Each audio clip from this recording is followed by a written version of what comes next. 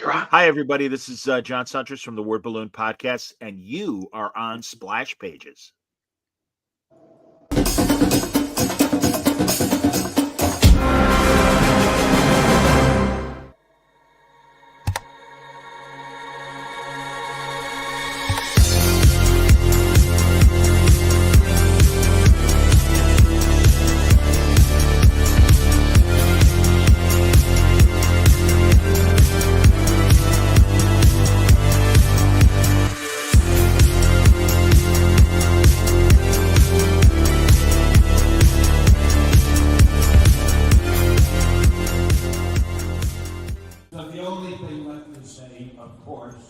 Is the one obvious thing.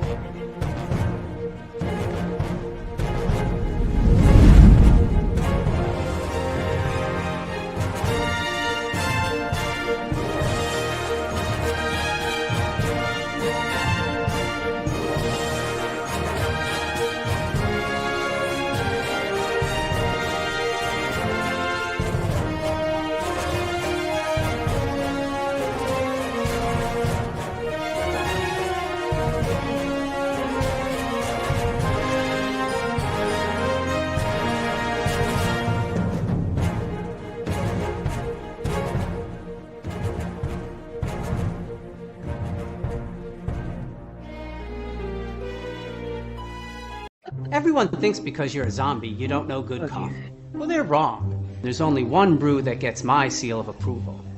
Deadly Grounds coffee is my guilty pleasure. The aroma is so intoxicating. It brings all of my neighbors out of the woodwork. Deadly Grounds coffee. Coffee to die for and zombie approved. It's good to get a little deadly. Use the front door! Oh, they're so disgusting. Oh, I got the wrong one playing. Hey, happy Tuesday, everybody. You are watching Splash Pages. My name is Lee. I'm the monkey behind the keyboard here. And we have an amazing show scheduled for you as always. And with us, we'll kick it on over to Carrie. How's it going? Hey, it's going great. I'm not drinking tonight. There is no Smash Pages. Ratatosker has his hazelnut coffee flavored vodka, and I have got my iced coffee going here. So I can be hyper enough and be excited enough for our guest tonight. So Awesome. Let's go over and see how Drew's doing, and he can introduce our guest. Drew. Oh, are we on? Drew. Okay. Hello, everyone. Thank you so much for joining us with Splash Pages. We're so happy you're here because if you weren't, you'd be somewhere else. And why? It's Tuesday. That's all I got. So, everybody, we have a spectacular guest coming back. Super excited to have him here. If you know anything about word balloons, you would know that this man has been on. It feels like forever, but I'm fairly certain that there's a carbon dating there. I never thought I'd meet somebody who's about as knowledgeable and talks more than I do, but yet I did. If you've seen him at TerrificCon, he hosts a smattering of great panels. He seems to know everybody in the community. The one, the only, the extremely knowledgeable, but always nerdy, well-dressed, bespeckled Mr. John Siuntres from Word Balloon. Woo! I got my dress T-shirt on. Thanks for having me back, guys. It's good to see all of you. And man, great week. Did you know Saturday the 10th is my 20th anniversary of podcasting? No, Yes. congratulations.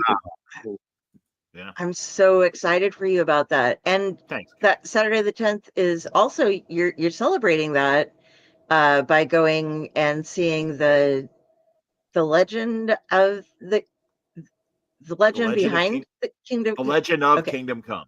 Yes, indeed. Okay. I'm glad Drew is doing his homework, reading the book. Yes.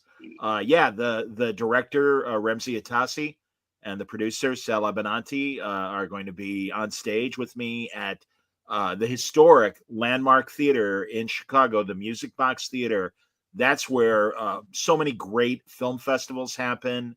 And, it's just always been this wonderful place to see a lot of cult movies. And, they'll do revivals there and Sound of Music sing-alongs during Christmas and other like great classic Hollywood and stuff. So it's really going to be an honor to be on the stage after we show the movie and conduct a Q&A with Ramsey and Sal. It's going to be great. Wow. That's amazing. Yeah. When's that going to be available for purchase? You can buy it now, and it's the Legend nice. of Kingdom. It's legendofkingdomcome.com or thelegendofkingdomcome.com, but also alexrossart.com will take you to the page. And yeah, man, no, the Blu-rays are available, or you can buy the digital as well if you just want to see it. But it's really great. And Sal was actually on my show last night, and I guess there's 90 extra minutes on the Blu-ray. And that's terrific. He's yeah, there's more of you. He's got that great Chicago accent. Yeah, there's more of you, Jan. Oh yeah. And I'm like, all right, great, man. Fantastic. So, how did they approach you for it? I mean, like, did they email you? Did they meet you at a con? Or they were just like, hey, John, do you want to be a part of this? Well, Sal reps Alex's art and website and all, and he's kind of his art dealer. And we've known each other, good Lord, for at least 15 years, more than that, 16 or 17 years. Amazing. And he would listen to me on sports radio here in Chicago.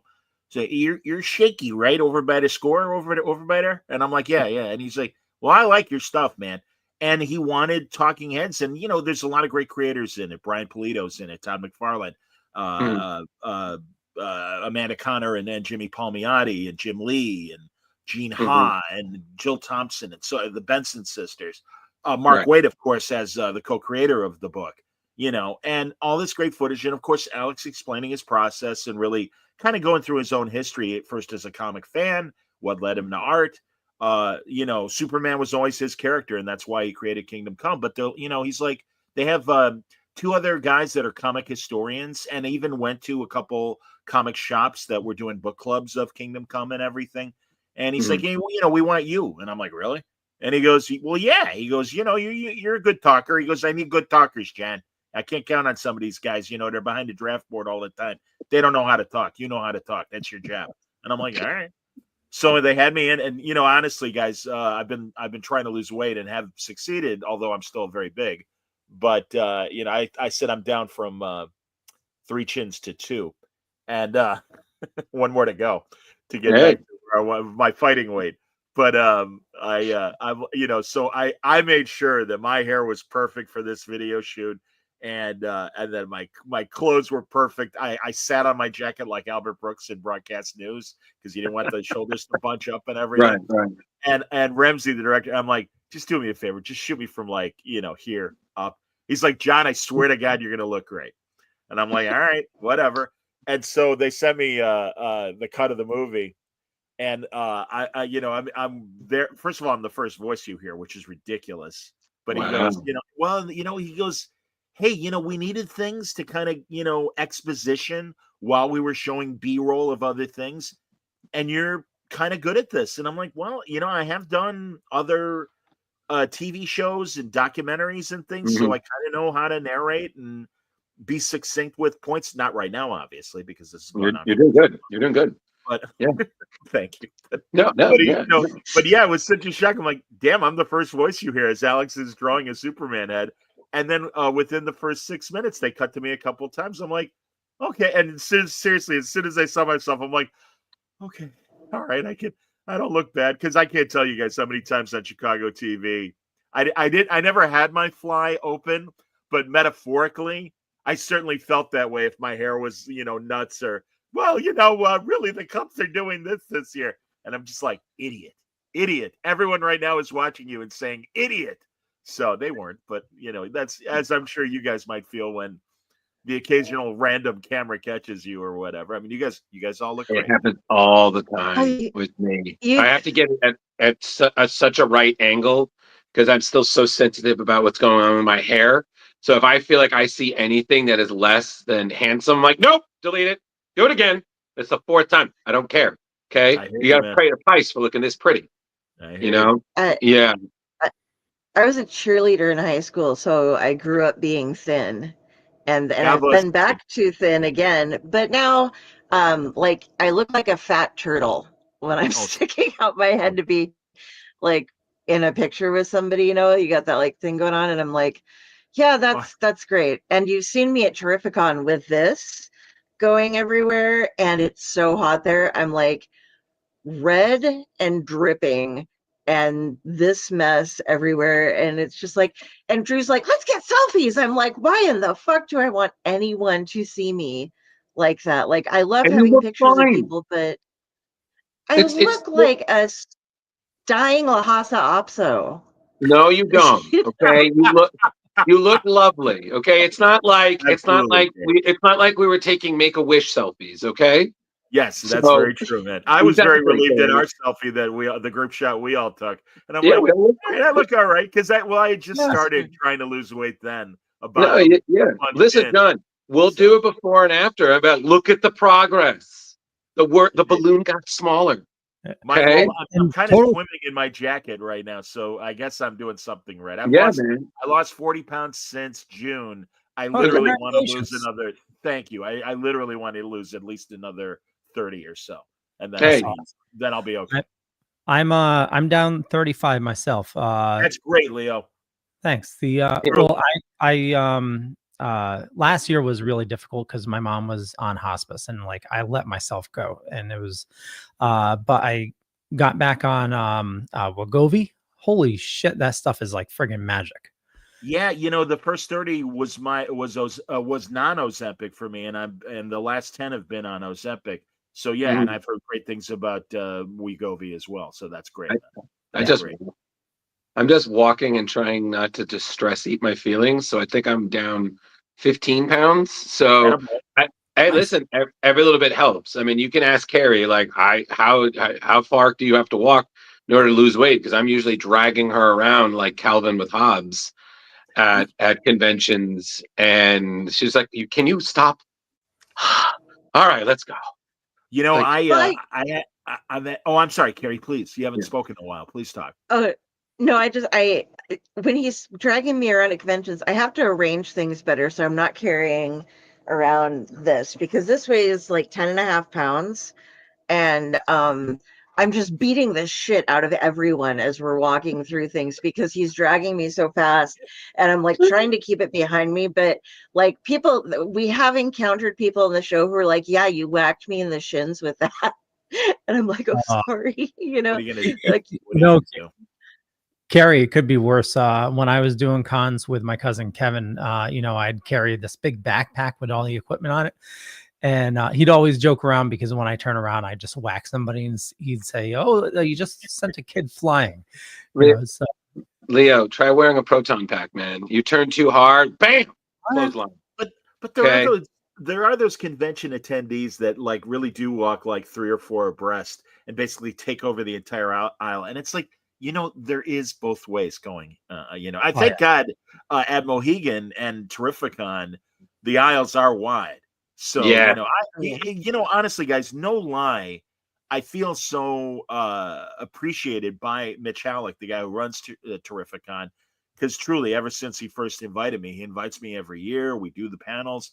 Everything's great. It really is my favorite convention, and I really stopped going to San Diego just because you got to mortgage your house to afford to go to San Diego unless you're going on Seriously. some dime.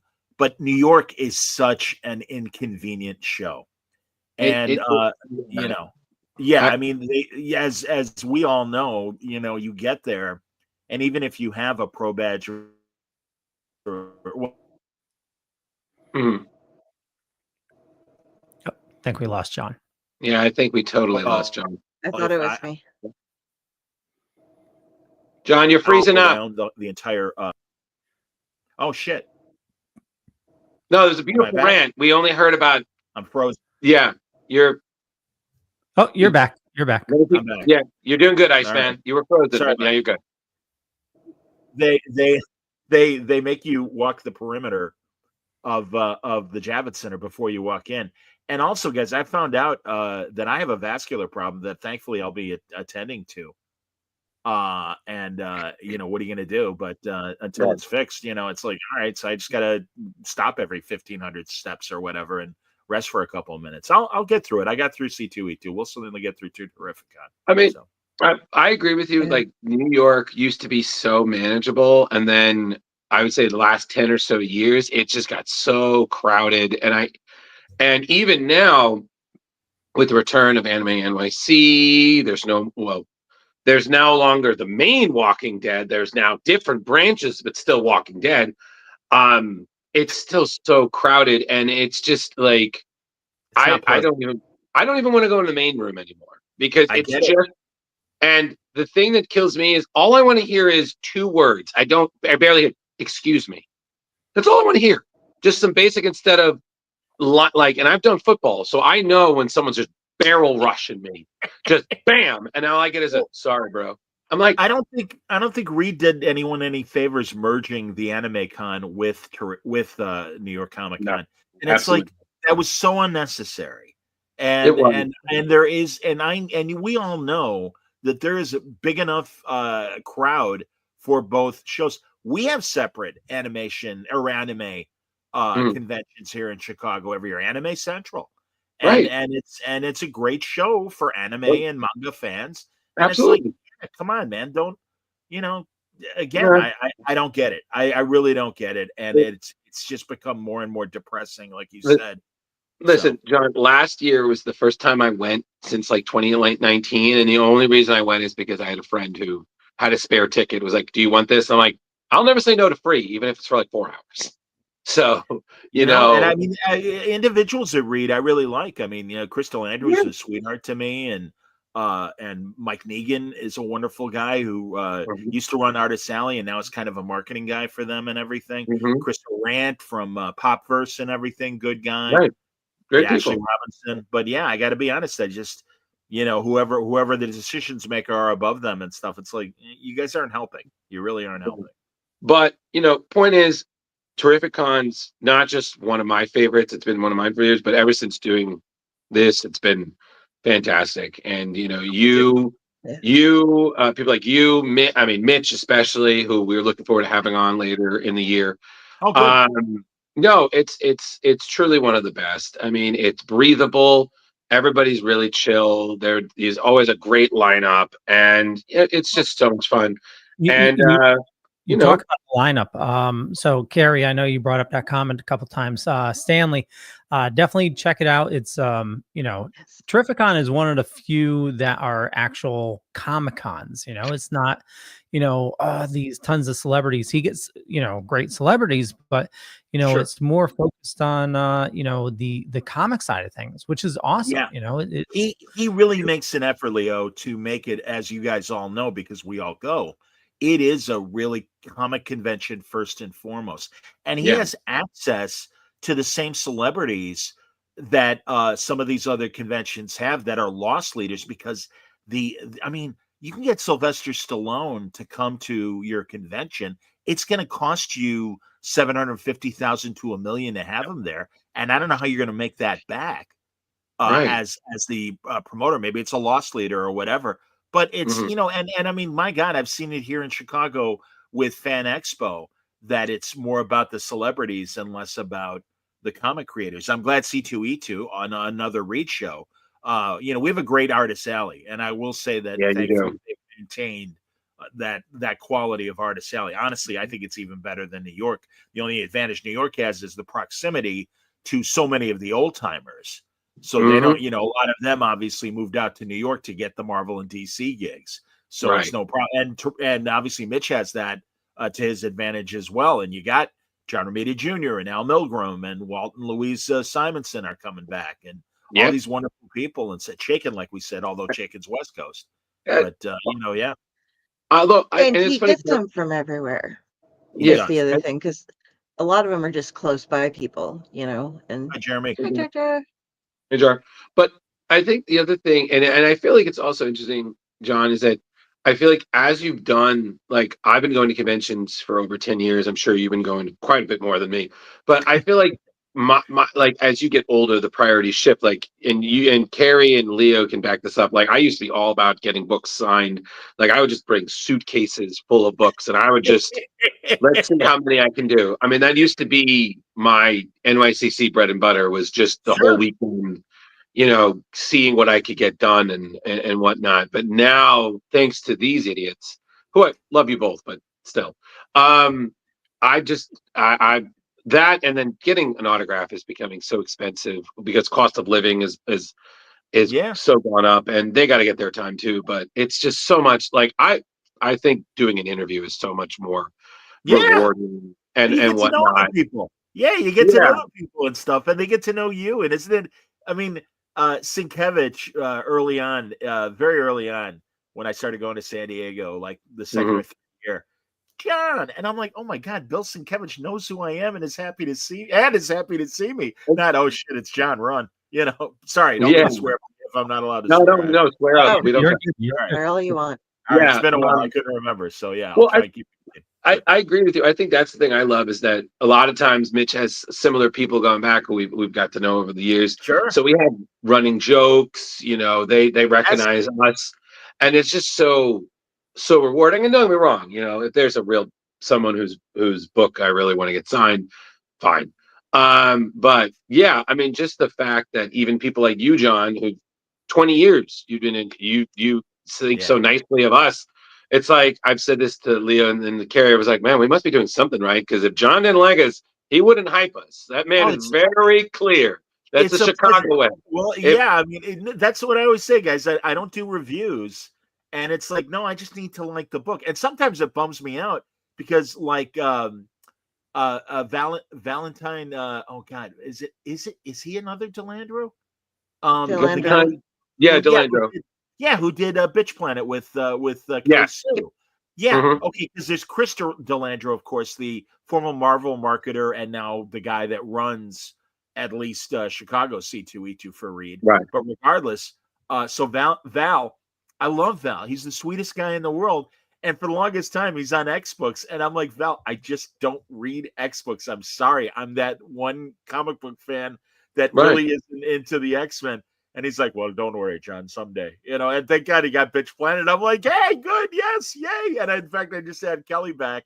And I'm like, more Bitch Planet? She's like, oh, yeah, eventually and stuff. And I'm like, God, I haven't talked to Val forever. I really got to get him back on the show. And I'm sure you got, how many years Absolutely. have you guys been doing Splash Pages now? Leo, answer the question. Well, it kind of melds. We've been doing shows since 2013, but Splash Pages itself, probably what, 5? Okay. But I don't, 2013, there you go. I don't know. It's hard because one day you just asked, "Hey, do you want to come on and see Yeah. if this will fit?" And then suddenly I've been here, and then Carrie did exactly how she became friends with you, John. She just kept showing up to watch and Cool. comment on the show, and then we needed a spot. We're like, "Carrie, do you want to try this?" Said sure. And then she went from fan to joke intern to member of the show, and now we have people who we rotate in regularly. We have our viewer there, Mr. Jar Jar Jeremy, who's still a member of our team. Jar, I know you're watching. Still, keep toking it up, buddy. Jar's family, Yeah, Jar, yeah. So yeah. yeah. But like real family, kind of like how Vin Diesel does it, but I am Groot. Like I am Groot, Iron Giant, Superman family. Not family. I'm like, okay, Dom, that's a catchphrase. It's not an answer. Point is, yeah, I think Leo, I've been on like what 3 years? Yeah, I mean, you were the I've been on OG. about 2.5. Yeah, you were the OG. So I don't know, Yeah, John. We've had this one. yeah. Well, I started it on the Dorkening. Oh, sure. Had to be a couple years before I made it its own. So yeah, it's probably been about 5 years for Splash. Cool. And then before that we were doing just straight the Dorkening and the horror show creator spotlight. So Yeah. So That's great. we crossed our 5. We get our 5-year chip. You got your 20. You're getting your 20. So yeah, I don't know what I get for 20. You know what I get? Yeah, you're still here. I yeah, think that's You get a Mickey Mouse watch. I'd take it. I would Hey, absolutely take the Mickey Mouse watch. What are you talking about? I Don't give me a know. Mickey Mouse That's watch. why I'm saying. I don't watch. I don't wear watches. A good friend of mine, truly, like one of my best friends. I just saw him because again, we're all old. My group of friends, we're all 60 now.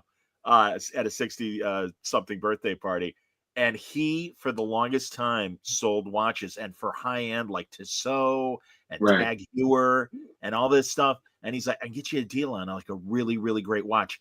I hate the sweat from the band of the watch.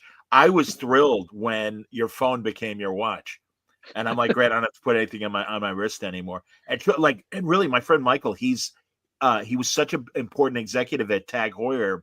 They would, for the champion at the Indy 500 every year, they'd get a great designer watch, and he's in the winner's circle in all these racing magazines next to the Indy 500 winner for years. Wow. And it's just, and it just dumb luck that, I happen to work for this company that's a major sponsor of the Indy 500 and stuff. So every year there he is with, Mario Andretti or you name it and stuff. And it's like, that's incredible, man. He's part of the job.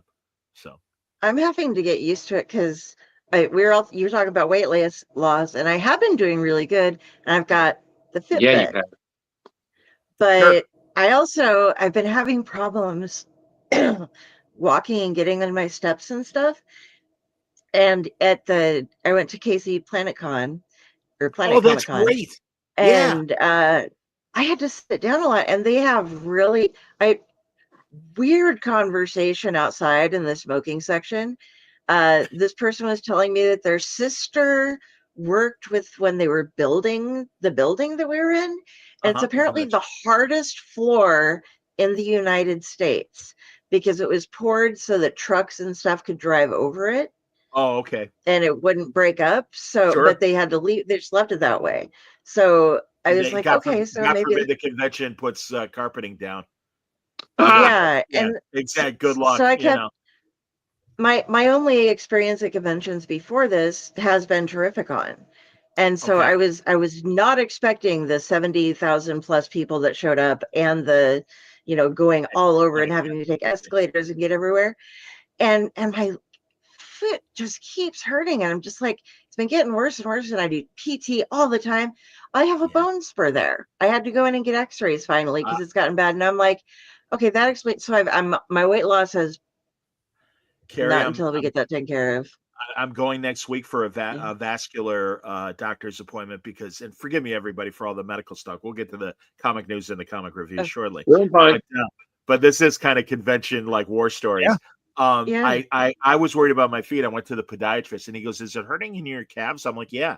He goes, "We're getting you a vascular thing." And I hope that it isn't bone spurs and it's just the x-rays for my feet were fine.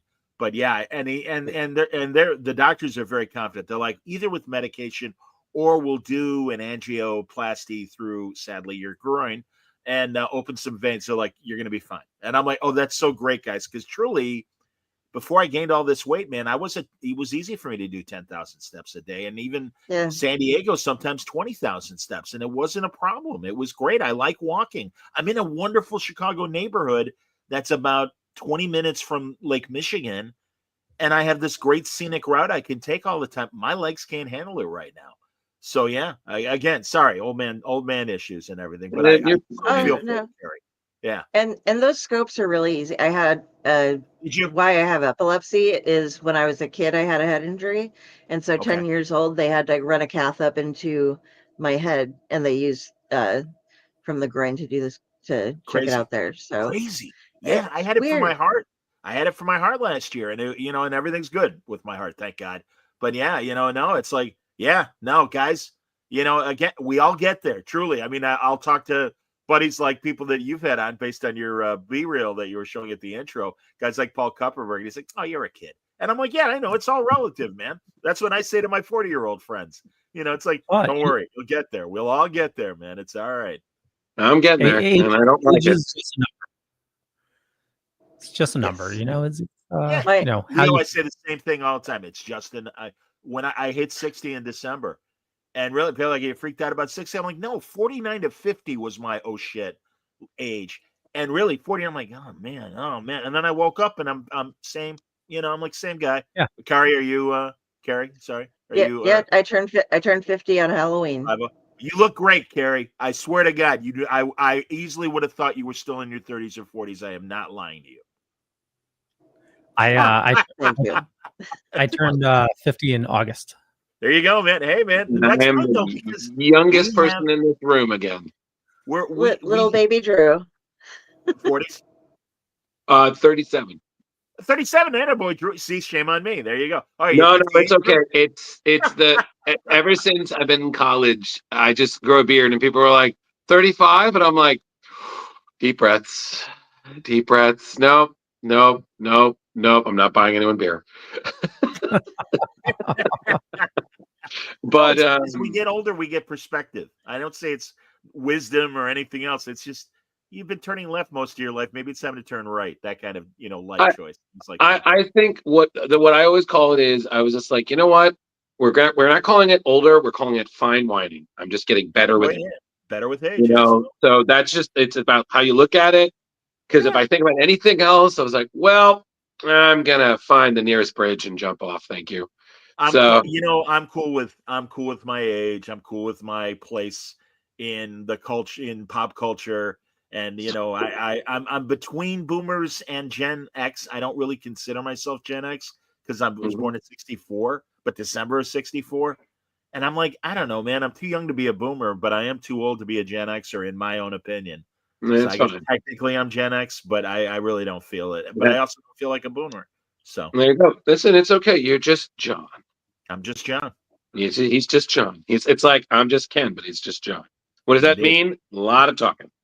So yeah, sorry guys. A lot of BS to start the show. I apologize. No, it's fine. Don't worry. Listen, that's why we have you here. Exactly. Because if it wasn't going to be you, John, if it wasn't going to be you, it was going to be me. So thank you for giving me a break. And you can ask Carrie and Leo this, because I think, Carrie, do I still hold the record on Owlite for one of the longest shows? Was it 4.5 hours? Right? I think you did 5 hours and 17 minutes. And thank you. If you don't count our 24-hour episode, which that was a marathon thing that we did, no idea why. I read Alice in Wonderland, the whole book, and sang the songs and did the stuff and couldn't talk for like 3 days afterwards. But if you don't count that, I believe, you hold the record or are close to the record. I still don't know what the hell I was talking about. We did a 24-hour podcast back in 2008 or 7, and it was my show, Around Comics, which is another Chicago podcast, the Crankcast, which was artist Mike Norton and letterer Chris Crank and their show. And Seeley came in, Tim Seeley, because he's friends with all of us, and Scotty Young. And we did, and that was back, we would record it and then upload it to iTunes. We weren't able to stream live back then because it was pre-live streaming, technology. But yeah, it was a blast doing it. And Bendis did an hour for me, and Kevin Grivo, the actor / horror guy, he's friends with Seeley, so he did an hour, and it was a blast, man. And we asked a bunch of their comic book creator friends to come on for an hour. I can relate. You know what, Carrie, Leo, because we're habitually horrible at getting people's names when we say them right. You can answer us a question, because this has been bothering me and Carrie, not as much Leo, but is it Mark Miller or Mark Millar? I do know the answer to that. Okay. We all assumed it was Millar because of the AR. And back when Ultimates was still happening and he was doing Ultimate X-Men, he was the first time I met him in Chicago. And he's like, I really appreciate the posh pronunciation of my name. But really, it's Miller. And it's Miller. So, yeah, I mean, truly. And he's like, don't worry. Much like me, I answer to whatever comes closest to my last name, which is an I shirt on its own. But, it's Miller. It is Miller, technically. So yeah, that, and also I learned, here's a good one. Here's a good pro tip for you, Mhm. for you youngsters out there, not you guys, because maybe you've already experienced it. Walt Simonson prefers to be called Walter. So I always call him Walter. Oh. And he doesn't mind, because again, Right.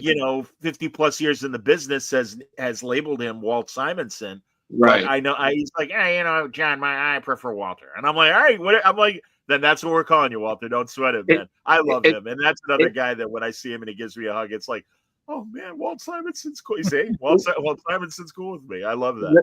Listen, we have our friend Justin Cooper. Coop.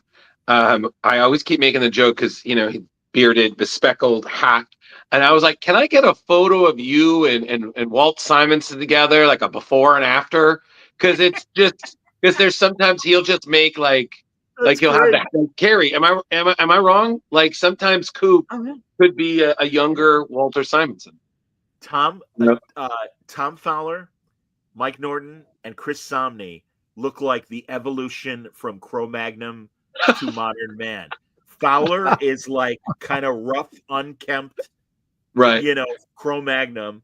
Mm-hmm. Norton is all right. We're getting evolution's happening, but we're still there's a little bit of caveman still in there. Right. And then Somney. So yeah, it was either in New York or Chicago one year. All three of them. I'm like, you guys have to take a picture like this. Absolutely. But yeah, like actually, Fowler says he always gets like when he'll be at a show, he's like, yeah, he goes, it's gotten to the point where I refer to myself as Earth 2 Mike Norton. And it's like, yeah, I get it. I absolutely get it, man. Oh, it's fun. It's fun.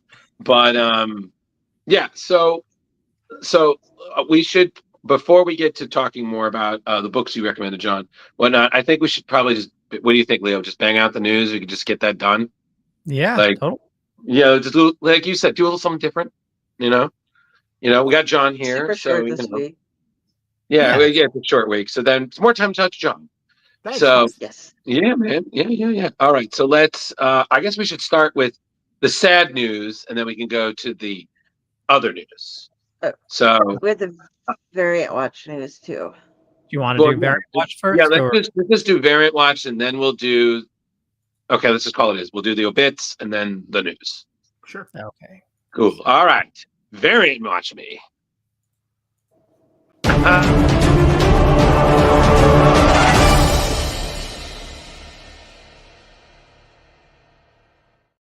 Welcome to Variant Watch, everybody. And we got John Siuntres here to add commentary. That's John. That's animated John, actually. That's not John. That's Emma Frost. Yeah, I don't look that hot. Sorry. Yeah, kids. John. You're on the path. Don't deviate. Keep going. I know. I agree with you. So everybody, we already heard that Amy Chu is going to be working on a new Emma Frost miniseries, which is talking about her time when she was in the Hellfire Club. And this is pre-X-Men, pre-Diamond Mutation, still a villain. Absolutely fantastic. Very exciting. And I got to say, these variant covers are just as exciting. So you got the main one, which we already saw, but then check out the next couple. These are fantastic. Look at these. Gorgeous. Fantastic. You got that's good. Is that Phil Noto? That Greg? That's Greg Land. That's Greg Land. Oh, Greg Land. Sure, of course. Yeah, Greg Land knows how to draw beautiful women. Yeah. That one is stunning. That's the bad guys variant. And is that a photo? Probably. Or is that another drawing? Because you'll forgive me, but my short eyeballs make me think it's a photo rather than an illustration. It's a drawing. It's a drawing. Do we know who did that one? I'm pulling it up right now. Sorry. No, you're good. You're good. Because I would have thought that previous one was either Adam Hughes or Phil Noto. But no, I believe you when you see Greg Land because I can tell from the eyes. Yeah, that's Greg Land. It's Joshua Swaby. Wait, I got the list. Yeah, Joshua Swaby. And wow, that's beautiful. Yeah, because not that the others aren't, but yeah, that's great. Yeah, absolutely. So actually, I can give the names, Leo, if you want to start from the beginning, if you can. So it's David Nakayama as the one that we've seen before. Cool. That's I think that's Joelle Jones. Joelle? Yeah, I believe. Always beautiful. Always beautiful art from Joelle. She's lovely. She was at C2E2. Cool. Will be at Terrificon as well. Excellent. Yeah. Next one that's Greg Land, also Land. who will be at Terrificon this year. Great to hear. Yeah. And I believe that one is Joshua Swaby. Cool. We did the variant and the Virgin variant. And then I believe, and then there's one. Yeah, that one might be Joelle, actually. No, that's Ricky. I got them all. I got the names in front of me. Ricky Yagawa. See, I told you, we got to work on the names, man. Okay. And that's a foil one. I'm sorry, but foil covers are my kryptonite. That's when I'm like, I'll stop reading comics for a while, because it became more about the foil covers and the hologram covers. It's like, I'm sorry. I'm here for the stories. Yeah, how are the stories doing? Right. Actually, Amy's writing the book. Yeah, she's writing the book, and the artwork's by Andrea DeVito. Yes, which is fantastic. Yeah, and again, I heard that, I saw that headline as well, and it's like, all right, got to bug Amy coming back to Word Balloon. She's a doll.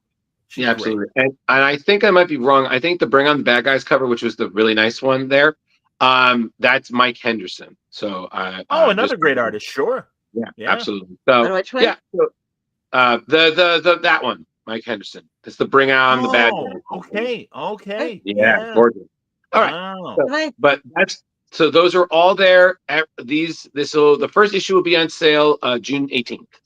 So that's the first one. Now the next one, I'm not gonna lie, I'm very excited about, but that's because I'm a Hellboy fan. So this year is the 15th anniversary of Mike Mignola and Richard Corbin's Hellboy in Mexico. Wow. So commemorating that, Dark Horse Direct is releasing 2 limited edition screen prints based on Mignola and our colorist Dave Stewart's iconic variant cover. So, God, they look great. I mean, originally you had the one shot that was May 5th, 2010, aka Cinco de Mayo. And then you saw a lot of other stories that have, over time, of Hellboy's somewhat murky time in Mexico. So the version that we're seeing there's 2 versions. There's the 8-color print and then the black and white 4-color. They're both printed on archival quality paper, about 18 by 24 inches on that quality paper, and a limited print. We're talking 200. Wow. So they are available for pre-order on Dark Horse Direct. I am 100% interested in getting one because, my God, anything Hellboy, anything Mike is just a yes. Shut up and take my money. So, I hear you, man. Corbin.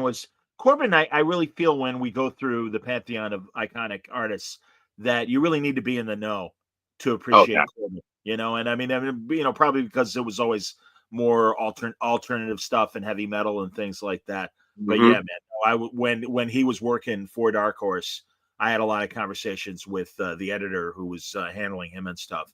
And I'm like, God, that must be a pleasure. He goes, oh, it's a dream come true having him here. So yeah, when he passed, it was such a loss because my first introduction to him was The Crooked Man, which we were really fortunate to be able to do a live read for, which was so much fun.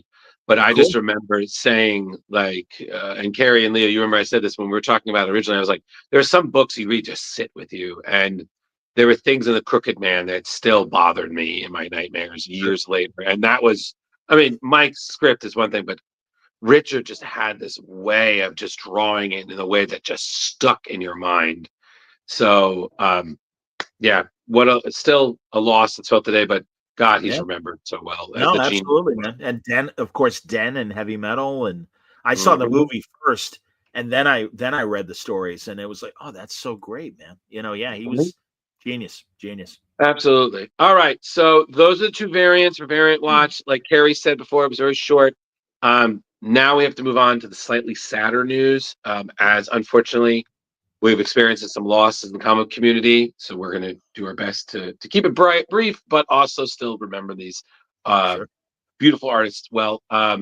Drew's News. Exciting tales, fresh comic views. In the pages, heroes fly, villains plot under the sky. From Gotham's dark to Metropolis views, we cover stories old and new. Drew's News, your daily source for comic clues. Join the fun, it's a heroic cruise in the world of Drew's Comic News. Every damn time. Drew, that's awesome. It looks like your son. That's fantastic, man. I hate you so much. I'm so Not sorry. you. No, John, I love you. These two idiots, they do that to me every time. And one day I'm going to show up in that Blue's Clues outfit, and it's just going to make the internet explode. So the first one is a huge loss. Is confirmed. The great Jack Katz, who was a fantastic Golden Age artist, but also known for works like The First Kingdom, did pass away April 25th, 2025 at 97. Yeah. So his credits, I couldn't even begin to. I mean, the man worked at Quality Comics. He also did Standard Comics. He worked in Jack Kirby and Joe Simon's studio back in the day, developing a very detailed style, which unfortunately slowed him down a lot. He worked at Atlas Comics, which, as we know, would eventually become Marvel. He was a teacher at one point. 14 years later, he returned working for Marvel and DC, as well as Skywald Publishing. In the 70s, he was in Cali. He started working on what is now known as his magnum opus, The First Kingdom, which was a sci-fi fantasy tale with an epic story that spanned 24 issues. It was like 2 a year, which totaled 768 pages. I mean, a friend of mine in college showed me this. It blew my mind. I mean, it was complex, long-form storytelling, gorgeous artwork. Kind of like its contemporaries, Wendy and Richard Pini from ElfQuest, who will be at Terrificon as well, or Dave Sims Cerebus. It was just a new way of making and reading comics. He also did work on several other graphic novels like Legacy, which was published by Graphic Novel Literature in 2009, art instruction books. He took up oil painting in the 50s, came back to the 80s, and he was pretty much an art teacher most of his life. He received the Inkpot Award in 1977, was inducted in the Eisner Hall of Fame in 2023, and he will be missed and remembered well. I used the oil paintings to bookend him because I loved his comic work, but I couldn't find anything good, and I just thought those two paintings were so Pretty good. beautiful Yeah. and representative of his celebrational style. Absolutely. That's great. I mean, that's like Joe Rubenstein now is painting more than doing comic work and stuff. And, I mean, and Joe's proud of his comic book history and everything, but no, he's all about his fine art painting now. Absolutely. Yeah, and I was going through it. His paintings, I'm sorry, Drew. No, it wasn't you. I was trying to remember another great painter who passed away last year. He was an older gentleman, Greg. Is it Hildebrand? What? Hildebrand? Thank you, Greg Hildebrand. Yeah. Guy painted the Star Wars poster. That's exactly right. Yep. Mm-hmm. Yeah, but Carrie, you were saying. I'm sorry. Looking at some of he wasn't just oil painting. He had canvases that were as tall as he was. Yep. And, doing and oils take so long to do that. Right. It's just crazy. He finished hundreds of them, I believe, from when he went back at like between 1988 and 2003. Before he was teaching, I believe he finished hundreds of them, which, given the size, I mean, there's some that were smaller, but sure, it's just right. The man had patience and an incredible amount of style. So yeah, absolutely. But will be missed. But again, as I like to say, 97 is a hell of a run. And I always say, if you make it past your 80s, you won. It doesn't matter when you drop. I mean, and 97 is incredible. So but so it's sad to say, because again, the next guest, well, not next guest, but the next person to talk about, Jackson Butch Geis, regrettably passed away on May 1st. Which was his brother-in-law James Attell posted about, and this is such a loss because I've been a fan of his work for ages, and I was like, man, if I ever get a chance, I'm going to meet Butch, guys, because he's such a great artist.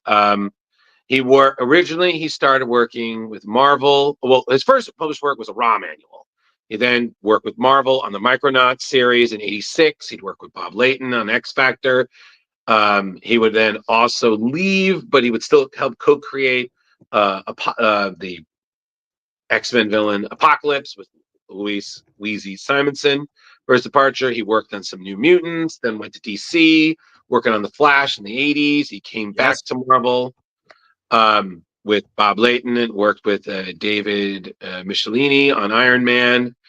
He then later worked on Roy Thomas for the new relaunched Doctor Strange, Sorcerer Supreme, for about 18 or so issues. Then Nick Fury, Agent of S.H.I.E.L.D., and then with Wayne McDuffie on the Deathlock miniseries. So then he jumps back to DC. He's working with Roger Stern, Michelini on Action Comics. So this is a huge run because it covers Death of Superman, Funeral for a Friend, the Reign of Superman storylines, huge. And then in the '90s, he was with Ostrander, that's John Ostrander, on Valiant's Eternal Warrior. He would go back to Marvel and DC. I remember him especially for the DC Marvel All Access, which followed DC vs. Marvel's series. And then he was pretty much at DC for a while. He worked on Dan Abbott and Andy Landing on Resurrection Man. Then he was a regular artist for Chuck Dixon on Birds of Prey. He did a little bit of cross-gen on Ruse. And then he was teaming up with Kurt Busiek for Aquaman, especially during the Surge of Atlantis storyline. And his final work was The Futurists with the independent label Allegiance in 2020. If I'm also correct, I believe he did some good work with Captain America during Brubaker. Yes, he did. Yeah, he was one of the alternate artists with Steve Epting. Absolutely, he right. Did. Ruse was amazing. That truly was one of my favorite cross-gen books in that brief blip of a period for cross-gen. But actually, I like you were saying, when he was at DC, he and Mike Barron were the first Wally West solo Flash creative team at post-crisis, and where we had a new #1 for Flash after that wonderful Carrie Bates run on Barry Allen and stuff. And it was like that was an exciting period, and Butch was right there with Mike drawing great stuff. It was fantastic. Yeah, it was such a loss. I mean, 63 is still a pretty decent run, but I would have loved to have met him. But again, like a lot of greats, he'll be remembered. His art was unmistakable and just fantastic. It'll endure. Absolutely. All right, so that's that for those past. And there's only one more story, and then John, it's all you, buddy. So the last story, Leo, I'm sorry, it's a Star Wars one, but I'm on a roll, so let me just finish it.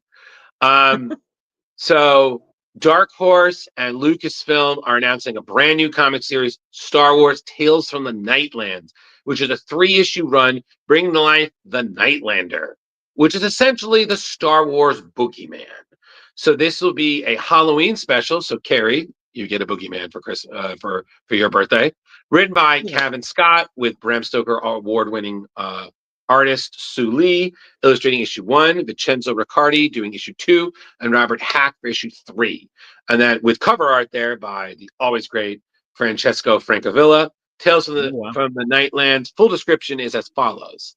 On the planet Ryloth, Twi'lek speaks in hushed tones about the Nightlands, the spectral realm where the spirits retire after death.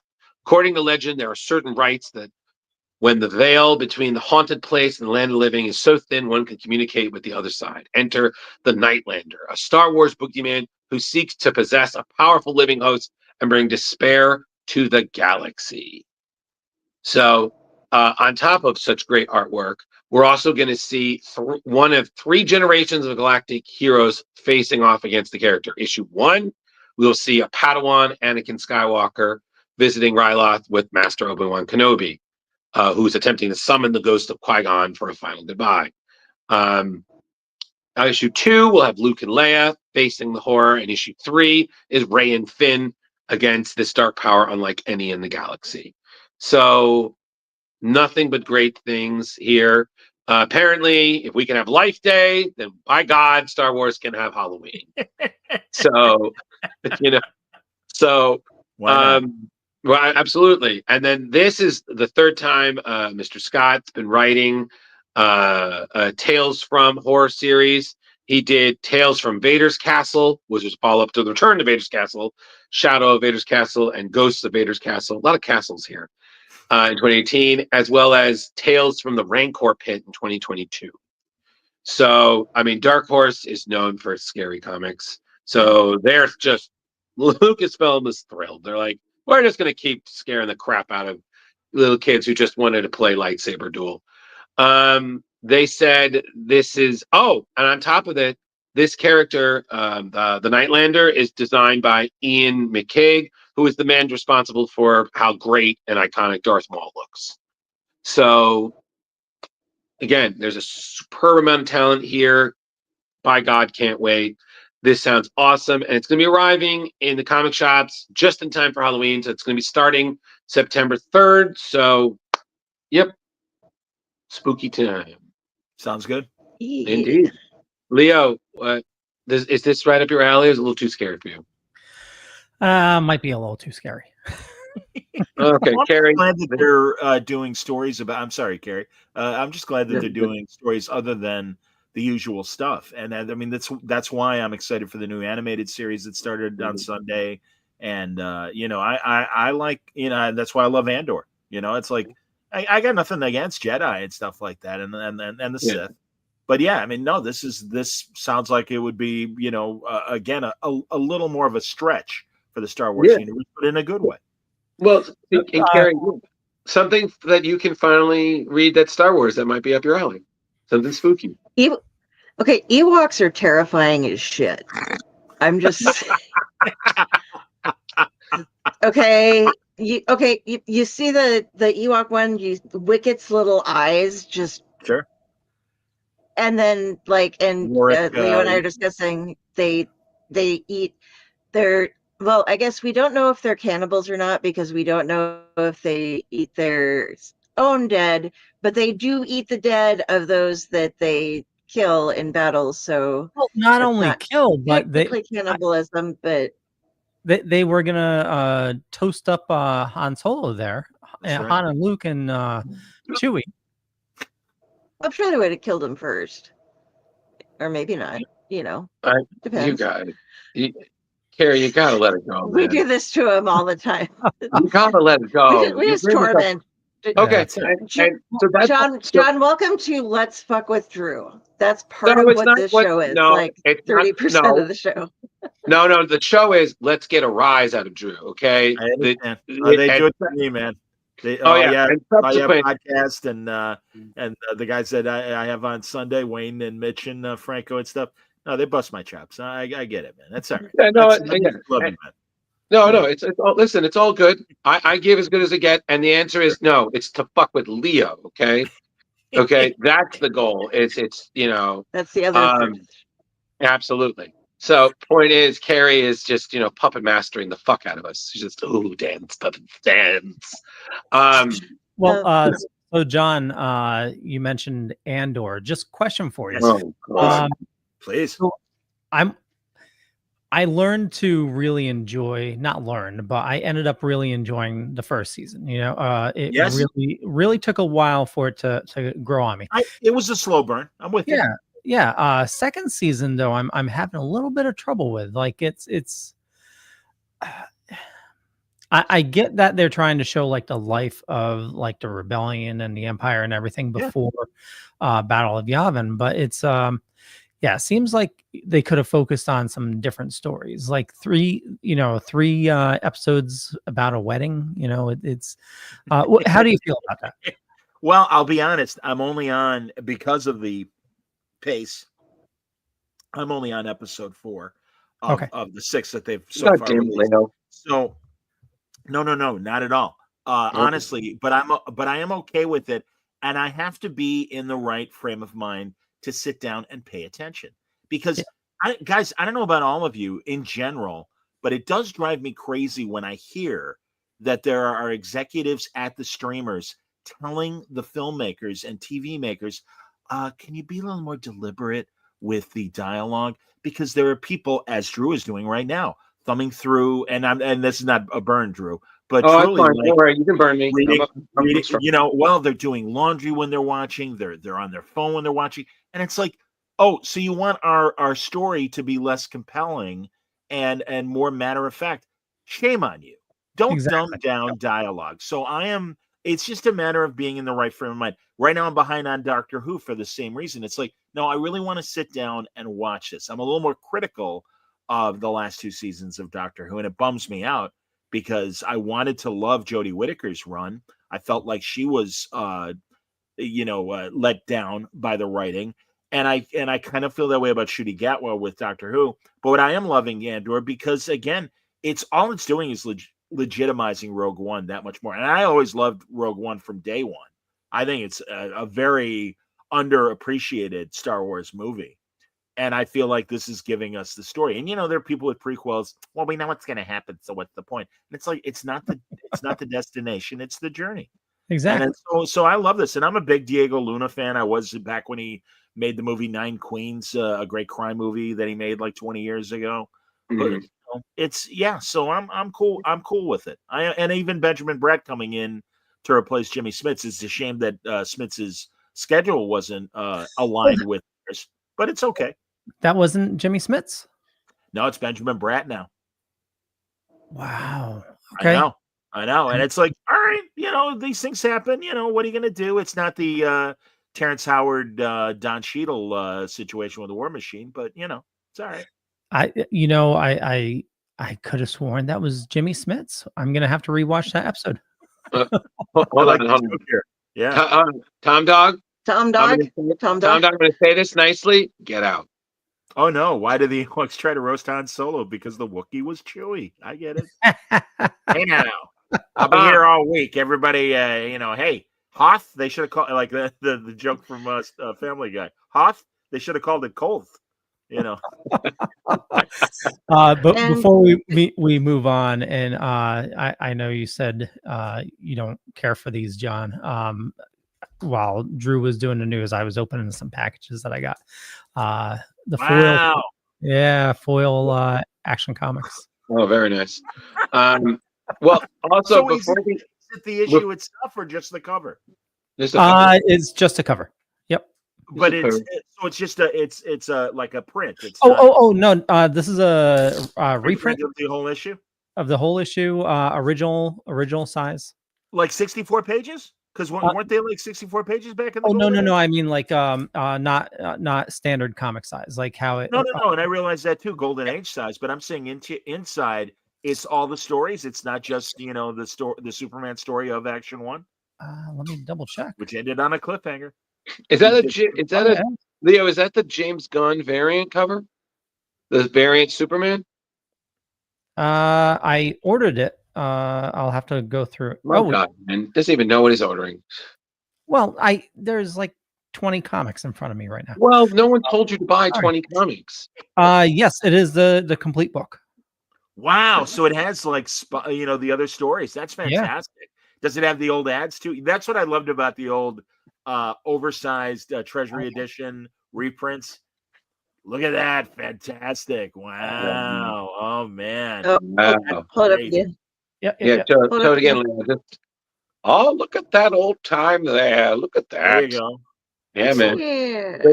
That's always the best about when you find those older comics. You see this ads. I think I was reading 2099, and they had an ad for Aladdin. I'm like, oh fuck. Oh God, that is old. I'm like that about 60s and 70s comics where Skittle Pool was like a great game that I forget who made it, or the Aurora original like glow in the dark monster models you could do, and they also have the Aurora models. No, and the Golden Age, you guys probably already know this, but they would have those text stories as well, and you guys know why? No, because it would qualify then as a full magazine and therefore would get a cheaper postage rate because subscriptions were very important back in the Golden Age. And so that's why you had those 2-page text stories. And as we know, that was Stan's first writing, was a Captain America story in, I believe, issue 3. So Yeah. yeah, it's no, they're the golden age. Like, I mean, they're throwaway stories, but it is interesting. They're of all genres, westerns and Wow. spy stories and whatever. No, I always find that part of the golden age very fascinating. Well, Evil Knievel motorcycle Yes, toy that was ad. another. Yes, Don is correct. That was a back cover ad. I also remember when The Last Starfighter was a brand yeah. new movie. They bought a lot of comic book ad space in the comics and the back cover, or it was Converse as opposed to Nike because it's before Nike existed, and they Hmm. had a basketball full page comic strip of Rick Barry and Dr. J in their new Converse shoes, and Wow. Dr. J is doing slam dunks and stuff, and then Rick Barry, the whitest guy in this story. Now it's my turn, Julius, and he would make like a 3-pointer, from downtown. Dear God. Yeah. Yeah. In fact, I met Rick Barry in my sports radio days, and I brought one. He's like, "Oh, I get these all the time at autograph shows." This is great. And it was so That's great to funny. hear that from Rick Barry and stuff. And it's like, yeah, man, come on, you're immortalized in a comic book. That's cool. It's like those old Hostess, one page ads that were comic strips and stuff with Marvel characters and Right. everybody's Hostess pies. Yeah. But Before we get too far past this, we kind of skipped before the news even. Sal was saying reviews, let them know if anybody needs viewer copies. And we think this is for the documentary. Yeah, I think it's If for you you, guys. Yeah. No, it's not okay, for yeah, everybody. Obviously, it's for you hosts but and everything. But yeah, like, yeah, we would love to reach us on splash pages, or I'll give you um, I'll send you a message. Just look in the outbox or the I'll put you guys inbox in touch with for Sal. things. I'll put you Oh, guys in touch with okay. Sal. So yeah, we'll make it happen. No, that'd be great, guys. absolutely. Because That'd be yeah, so cool. no, I'm sure Alex and Mark and Sal and company and Ramsey would appreciate as much reviews for the documentary. And really, not just because I'm in it.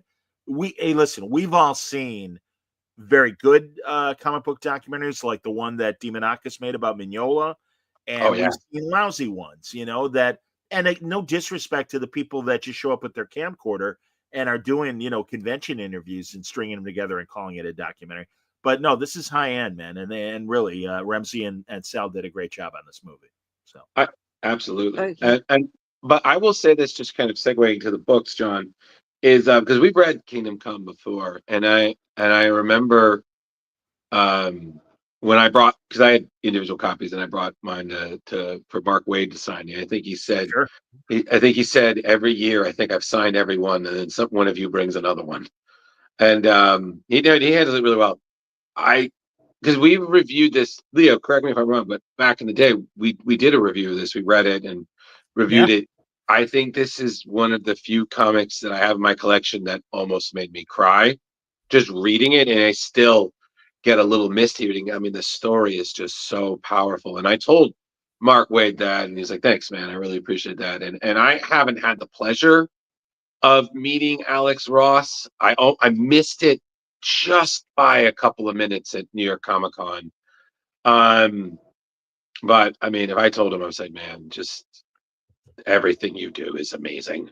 Like you could draw a rock and it will be a bestseller." No, you're right, man. My first exposure to Alex Ross was I was working at the bank that handled Now Comics from the early '90s, Hmm. and Alex did a Terminator story called The Burning Earth for them. Oh wow. And I worked in customer service, so we would go through checks payable to Now Comics, and and I Mhm. knew it was Now Comics. They did Green Hornet as well at the time and Speed Right. Racer Right. among their books. And but yeah, I kept seeing these checks for Terminator: The Burning Earth, and every now and then, being in customer service, I would talk to their accountant, and they would call up, and I'd tease him and go, "Hey, how's the Green Hornet doing?" And he'd laugh, and whatever. I'm like, "What is this Terminator: Burning Earth?" He's like, "Oh my God, it's this local artist," because they were a Chicago company, and he's like, Mhm. "His name's Alex Ross. It's like if your mom's romance paperback covers were an entire comic book." And I'm like, "Well, that sounds amazing." And I mean, I was used to realism art from guys like Neil Adams and people like that. Nobody draws like Alex. And of course, Marvel's came before that. In a lot of ways, guys, that early '90s image period for me, being an older reader, like I said earlier, about foil covers and hologram covers and Right. all that stuff. I'm like, I'm the idiot that actually reads the stories. And it really felt like in the 90s, it was artist first, then writer. Even Wizard would really promote the artist first, more so than the writer and stuff. So I kind of checked out. I came back from Marvels. And then 2 years later in 96, this is the 29th year for Kingdom Come. It was in 96. I saw at the local shop, they had the posters for Kingdom Come. And I'm like, well, this looks important and impressive. It lived up to the hype, man. Again, Wade is a brilliant, brilliant writer. And Alex really went out of his way because he loves Superman. And Sal and I were talking about this the other night. Because you can read, especially the early issues, and essentially it is this third generation of heroes that are kind of out of control. So you got Batman and Superman and Wonder Woman. Then you've got, there I am, Dick Grayson. Then you got the Dick Grayson generation and the Roy Harper and the Donna Troy DC generation of sidekicks. And these were their children. So essentially, yeah, there you go. There's the heroes coming back and the iconic moment when the Justice League comes back. Superman is retired. You know, he had the opportunity to kill that beautiful. Oh, look at that. Oh God, so good. But yeah, man, that amazing scene of, the Joker kills Lois, the Joker goes on trial, and we get Superman sparing the Joker, and Magog being the guy that is like, well, the hell with that, and kind of in that same way that JFK's Lee Harvey Oswald, kind of, even though it was out in both were in public, but yeah, out in broad daylight, Magog literally kills the Joker, and energy blast goes through his chest. He's dead, and that drove Superman away. And it's like, well, we're out of fashion now. My way of doing heroes is out of fashion now. So he stepped aside. But the young kids are out of control, and that's when Superman and the Justice League come back, and we'll show you how it's done. There's that great the scene on the farm of Diana and Clark and everything. Not Cal, Clark. What does it basically rejecting his Kryptonian background. And again, this stuff. Last time I was on, we talked about Thy Kingdom Come, the JSA. Kind of in between story that happens between the third and fourth issues of Kingdom Come, or even part of the fourth issue. But just these images and so many Easter eggs in the background for we're like the Interplanetary Zoo right there. Well, but that's the thing.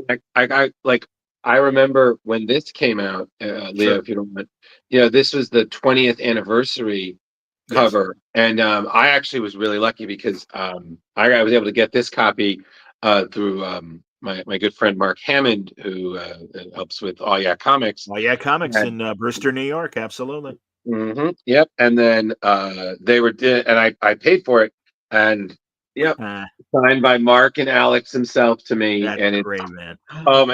It like I said, it was the only time I ever have something from Alex Ross, because I paid because they had a Alex Ross experience on New York Comic Con, and I have his poster of his Starman that he had done, which is one of my favorite pieces. Oh my God, yeah, all the different Starmen, absolutely. Yeah, I had the connecting poster, and it's very important to me because that was for my girl, who we just celebrated 10 years.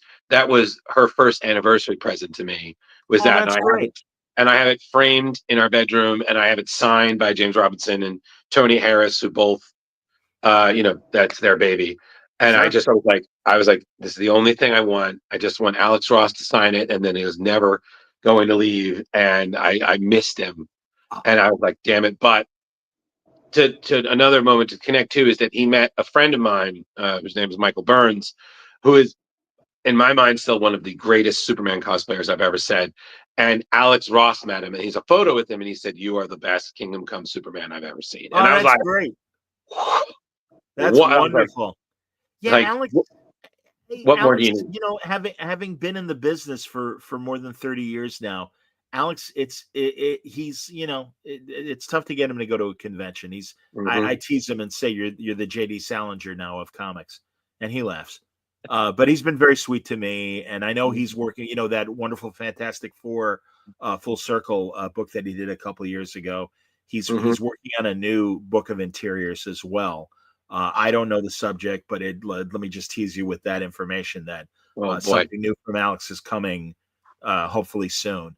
that's And no, it's I yeah, and truly, he has been so kind to me over the years, coming back and doing Word Balloon, and that's uh, amazing. yeah, he's a great guy, and I mean, again, he's a contemporary as far as age group and everything. And no, we grew up on the same stuff, so we get each other, you know. I mean, honestly, I feel like there are a few creators that I feel like collectively, all three of us would just swoon.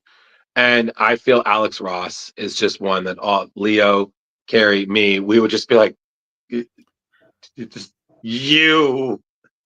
Exactly. The De Niro, you. You just I get can't it. even say anything more. Thank Yeah. you. Yeah. No, again, I mean those Marvel's images and also Kingdom Come. I mean they're epic, and I mean, and that's why it is so great to show a non fan that kind of art, and they're like, I had no idea it was this level of sophistication in the art. And it's like, yeah, because again, they're used to the Sunday funnies. So they're Right. expecting High and Lois and Beetle Bailey, and nothing wrong with those books, by the way, No, of course not. or those strips, but no, that's what they're expecting, just again, Sunday funny newspaper cartoons. And it's like, no, there's, It's we've art. got some real masters that actually are, as we showed earlier in the Emma Frost variants and stuff. No, there's Yeah. some brilliant artists out there, man. And Alex, in a lot of ways, is kind of one of those OG guys, kind of Mhm. starting in the shadow of Neil Adams, but obviously evolving into his own style. You can say that about Sienkiewicz as well. And Sienkiewicz, a very different painterly artist, a more impressionistic artist than a realism artist per se. But yeah, Mhm. it's important stuff. And again, I love over the years that he did the 1 year he did the Academy Awards poster, and that's a Yeah. really good Alex Ross piece. And he did the political comment. He and Steve Darnell did that Uncle Sam Oh my prestige God, thing. yeah. That was a very political book. He did the George Bush as a vampire biting the neck of the Statue of Liberty. To go back to those innocent years of the early 2000s. That's Mm. my only political comment for Yeah, there you today. go. Nicely Situation. done. Nicely done, John. Succinct, very poignant, very nice. Great add to Uncle Sam, which is, I agree with you, another stellar Yeah. Alex collaboration. I don't, Carrie, Leo, do you have anything to say about Kingdom Come? I'm Well, actually go for stuck it. on other things, but go ahead, Leo. Go, Leo. I have other things, so go with Kingdom Come. No, I was just gonna say, I know when we reviewed it originally, that was actually my first read of it, Mm. which is crazy that I waited so long to it. But it's just such a beautiful book, both written and the artistry. It's just a perfect combination, and reading that before knowing Mark Wade and now reading his stuff now, like I'm hooked on everything Mark Wade writes. It's just he's friggin' phenomenal. Well, Yes. he understands both universes. That was the great thing, even when he was on the outs with DC for a while, and now I'm glad he's back. But he really showed it's like, I know my Marvel, and I always give it up to him beyond like his Doctor Strange stuff. I thought was great. The one thing that I really think he doesn't get enough credit for was the Sue Storm Invisible Woman miniseries. And Carrie, I don't know if you've ever asked any of your guests or people at conventions, but truly, when Marvel did A Force and had that wonderful team of nothing but women characters, I'm like, Mhm. it's about time. And it's like, you don't need to, and I'll be even honest about what's coming with the Fantastic Four first family movie. We'll see how female Silver Surfer with and I'm forgetting her name, Jennifer Norrin Garner. Radd's, no, Norrin Radd's girlfriend. Oh, The something by all. Yeah, Shala Bal. Yeah, Shauna Ball. Yeah, Yeah, Shala Bal. Great gotcha. character. There are a million other Marvel female characters to exploit, and I mean that in the positive way of exploitation. And it's like that was unnecessary, and it kind of gets me angry because the Norrin Rad story of Silver Surfer is a very great tragic story, and I'm sure they will imprint that all on the movie version. But now millions of fans that are going to see the movie are going to be, oh yeah, that's the Silver Surfer. And no, it's not. It's a great character, but you really kind of screwed things up. I didn't even realize that it's Jennifer Garner playing her voice. Well, it's not Jennifer Garner. Like something Jules Garner. I just know it's like I said. I went to. I was like, wait, it's Electron. Shit. It's not James Garner. I know that. Yeah, So yeah, it's. Yeah. I think it's like Julie or Jules Garner. yeah, I Something thought it like was a that. different name. I thought I read Yeah, it different. yeah. And again, no disrespect to the actress. Oh I no. gotta be here. Another hot take, everybody. Hot take. Oh I boy. love Pedro Pascal. I'm not feeling Reed Richards from Pedro Pascal. I'm You sorry, know what? I'm not. You're not the first person I've talked to about that who's has the same sentiment. They're like, we need to be a little sold. Like, and I don't. I'm kind of giving it. It's a chance. Obviously, I feel like Sure. the actors cast as Johnny and the Thing are perfect. I agree. I know. Well, some people have a problem with Ben's voice, and I think they want that kind of faux Jimmy Durante that was even what Paul Frees was doing back in the '60s in that Mhm. original Fantastic Four cartoon. And I think that's kind of what people want. But I'm like, nah, it's cool. And Johnny seems cool. And listen, I'm cool with Sue being the leader of the team because my point with Mark Waid, it's like, no, that's how dangerous and formidable Sue Storm is. And Oh yeah. I mean, I know, God, I remember getting that Treasury edition of the Fantastic Four where they had the letters to the FF. Willie Lumpkin Mhm. came in. Did you ever read that one? Yeah. And people are like, why is Sue part of the team? And I understand from a 60s 10-year-old standpoint, she's a girl. We don't want girls. And Reed like admonishes and breaks the fourth wall and is like, let me tell you how important Sue is to this team. We wouldn't have beaten Dr. Doom if it wasn't for Sue breaking Johnny, Ben, and I out of whatever trap Doom put Of him course. in. And it's like, yeah, man. And again, I get it. And truly, no, thankfully, better writers and artists have shown how formidable Sue can be. And again, Mark got it right away. And it was that great. If you guys haven't read that miniseries, great. She's on a shield assignment. And it's like, yeah, you can turn invisible, so you can do recon and be an effective agent for me right now. And it's like, great. It's And so funny you say that because we read a Fantastic Four story, and Carrie, I remember when we were first rehearsing it, you were like, "There's not a lot to go here for this Sue," and again, it was a script written by the late great you're live Stan. reading. What Who happened? wrote it? It was No, I we was did it was Carrie, you tell it. oh no, I was just saying we were live reading it, not just reading it. We were performing it. Okay. So, Okay. but it was a Christmas Do you one. remember who Yeah. wrote it? Yeah, it was Stan Lee. Oh, it's Stan one Lee of the wrote it. classics. It was for our we do a Christmas live read, and it was it was a Christmas story, but it was of course celebrating Hanukkah because Ben Grimm. Sure. It was Fantastic. called Fantastic. Rock of Ages or Rock of All Ages, and it was Stan writing it and Nick Dragata, who's killing it on Absolute Oh, Batman. yes, he is. Did the artwork for it, and yeah, we were reading it. Also, it was a modern Stan story. Yeah, it was a modern Stan story, but it was still Interesting. written like it was in the Like '60s. Stan. And Yeah. and Carrie, I don't know if you had to flex too many muscles to read that one. No. Oh boy, Grim, could you please bring the presents over here? Gee, let's set this under the table or under the tree. I Oh don't well. know how Hey. to pronounce your holiday. Is it Hanukkah? Oh, that's Like, hilarious. Well, God bless. it, Again, it forgive the was name drop, cute. kid. It was cute. No, yeah, but Steranko made a very good point because this was when I saw Jim holding court, he had a gallery showing of all of his shadow paperback covers, which are iconic in the same Right. way Alex Ross is with Kingdom Come. Mm. And somebody said, isn't it a shame that Stan at that time was doing those Just Imagine DC stories? And it's like, Stan doesn't have his fastball anymore. And Steranko was very polite to the guy, but he's like, let me tell you something. Since 1940, and again, this is early 2000s, he's like, Stan has written easily 10,000, if not more, stories in every genre from Western to Millie the Model. Right. He's done enough hits that it's okay if he wants to do something new.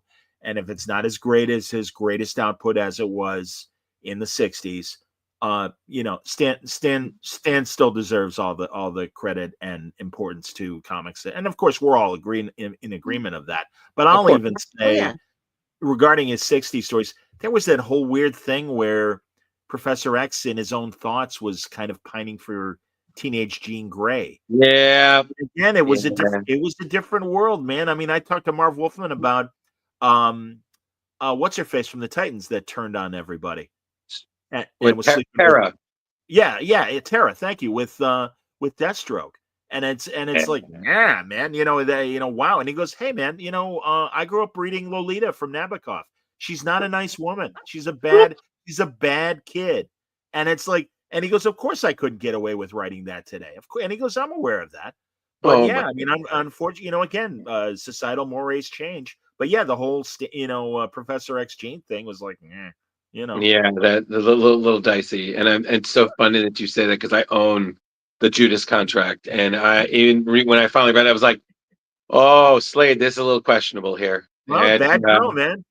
Bad yeah, girl smoking and in the lingerie. I mean, literally, one of my I did a panel in Salt Lake City at one of their Fan X shows, and I'm mhm. like, "Can we talk about that?" He's like, "Sure, we can talk about that." I'm like, "All right."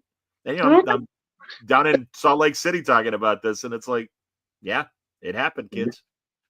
We listen, we have to acknowledge it all, the good, the bad, the weird.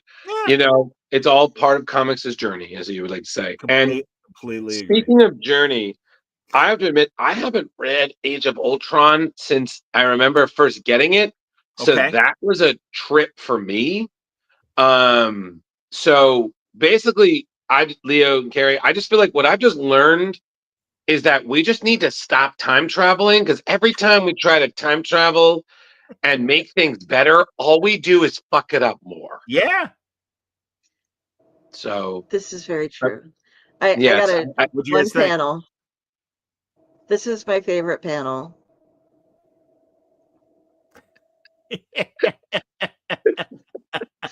I just Bows and I just arrows? The had world's to going to grab hell it. and you're sticking me with bows and arrows? There's no one like you. Yeah, that's great, man. yeah. Logan? It's just I think for yeah. me, my favorite moment was Wolverine stealing Nick Fury's car. Sure. Like I was just like, that is such a Logan thing to do. That's Just, cool. My favorite low moment is defeated Cap in the fetal position oh until he yeah. figures out a battle plan, and he's just devastated by what's happened to the world. And I mean, those early Hitch issues in particular are so interesting to me because of that devastation, and also that it's you see Chicago in action, and then how Yeah. messed up Chicago was. And yeah, Hitch knew how to draw it and stuff. That for those first 5 issues, and not that the second 5 were any worse. They're Oh great, yeah, no, no, yeah, great absolutely. series. But yeah, no, it's and then yeah, all the timey-wimey stuff, as they say in Doctor Who, I really enjoy. And yeah, and also it just felt I really prefer this story to the Age of Ultron movie 2 years later. I don't know about you. Yeah. I just remember when this came out, and I feel like probably some of the book sales were people thinking it was a tie-in. Like, yeah, this has nothing to do with that movie. Well, again, Uh, it was 2 years before the movie, so yeah, only people retroactively might think, "Oh, this is just an adaptation." And it's like, no, no, it's a very different story. This um, yeah, this go Carrie. panel or these couple pages right back there, that was such a cool effect to see put in place. You don't just the blurred sort of thing. Like it has Sure, a I don't know if they just ran a filter over it or if you it seems like that would I be don't know either. easier than to draw it that way, but Oh, it I was would just a imagine you're neat right, thing to Carrie. read. Yeah, I would imagine it is an after effect after the original, It, finished art and everything. Yeah, yeah, it It was. just Yeah, I got to ask so- Hitch that next time I talk to him. yeah, it just yeah. it feels so it brings you deeper into it because you're suddenly experiencing all of the jarring stuff with him.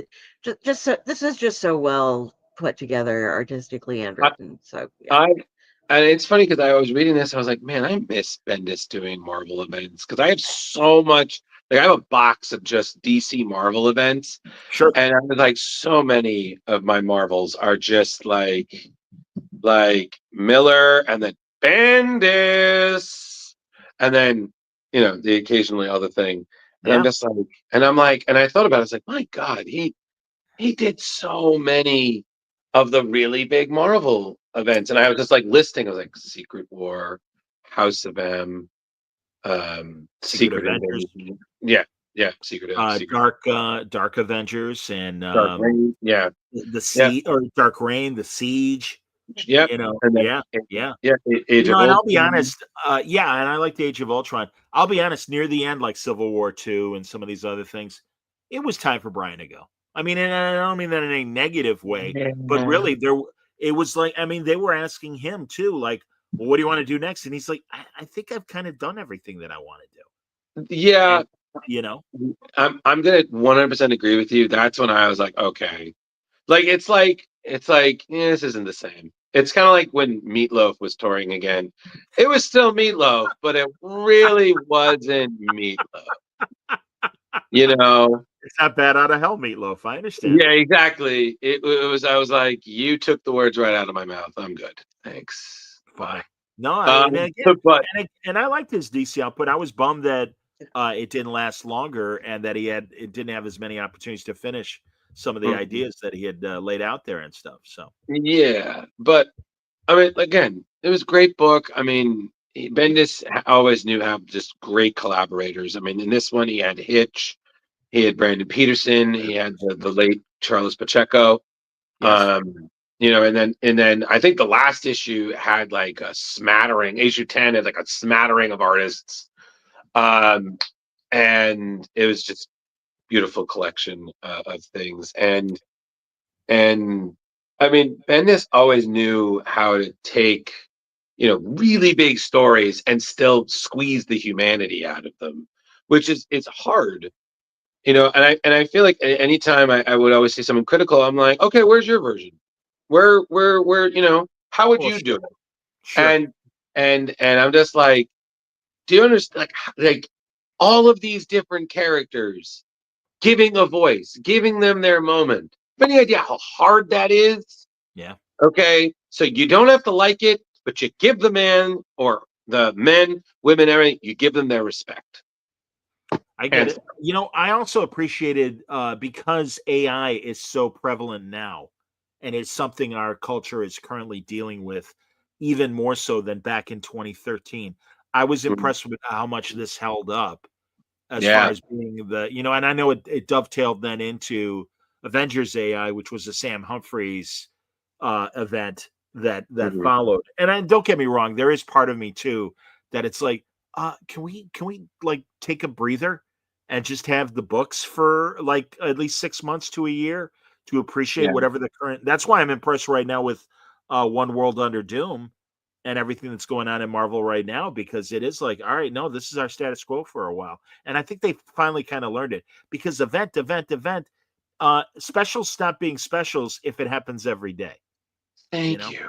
It's the Yeah. same. It's the same way I feel. And Leo and Carrie, we've talked about this. That just I feel like number ones mean nothing to me anymore. Oh, I Yeah. couldn't agree more, Drew. Could not Yeah. agree more. Honestly, I keep telling them all, why don't you number? And it's fine. I don't mind. I like legacy numbers. I love that Detective and Action are in the thousands. That's fantastic. But it's like, Right.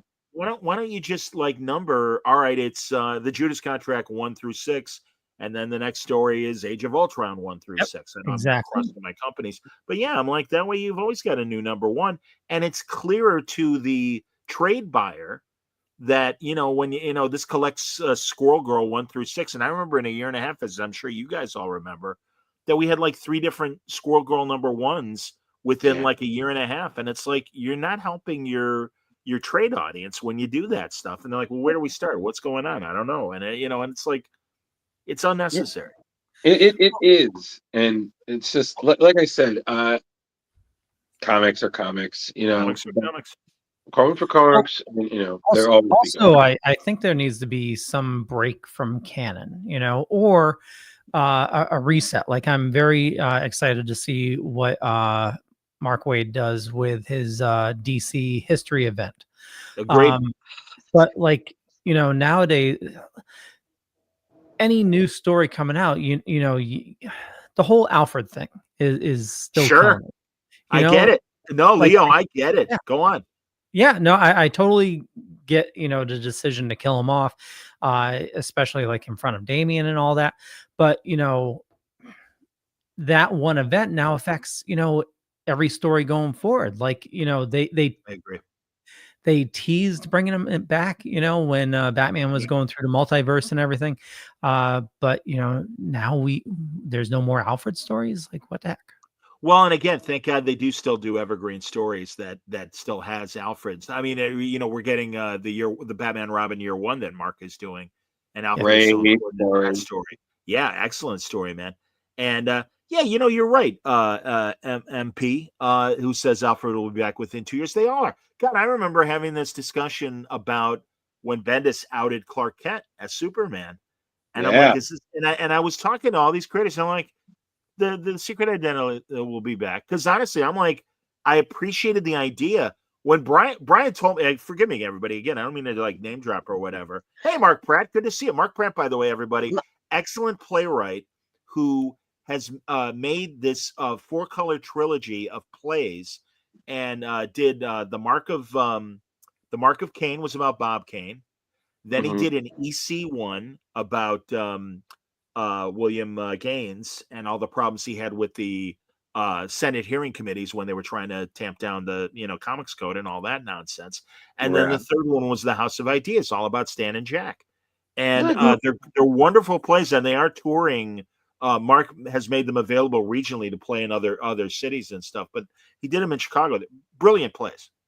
Mark, did you happen to go to theater school at University of Nebraska in Kearney? Because I think that we were in a play together. I was crazy. You guys were major there. What? He says Yeah. yes. So okay, so Mark Pratt was in a Shakespeare play with me, and on opening night we had a dance thing, and there was a commedia tableau. I was gonna, we had a commedia tableau and above us. Oh my God, and he was like going to all ask these you people too, sitting in the Gary. back, of the thing.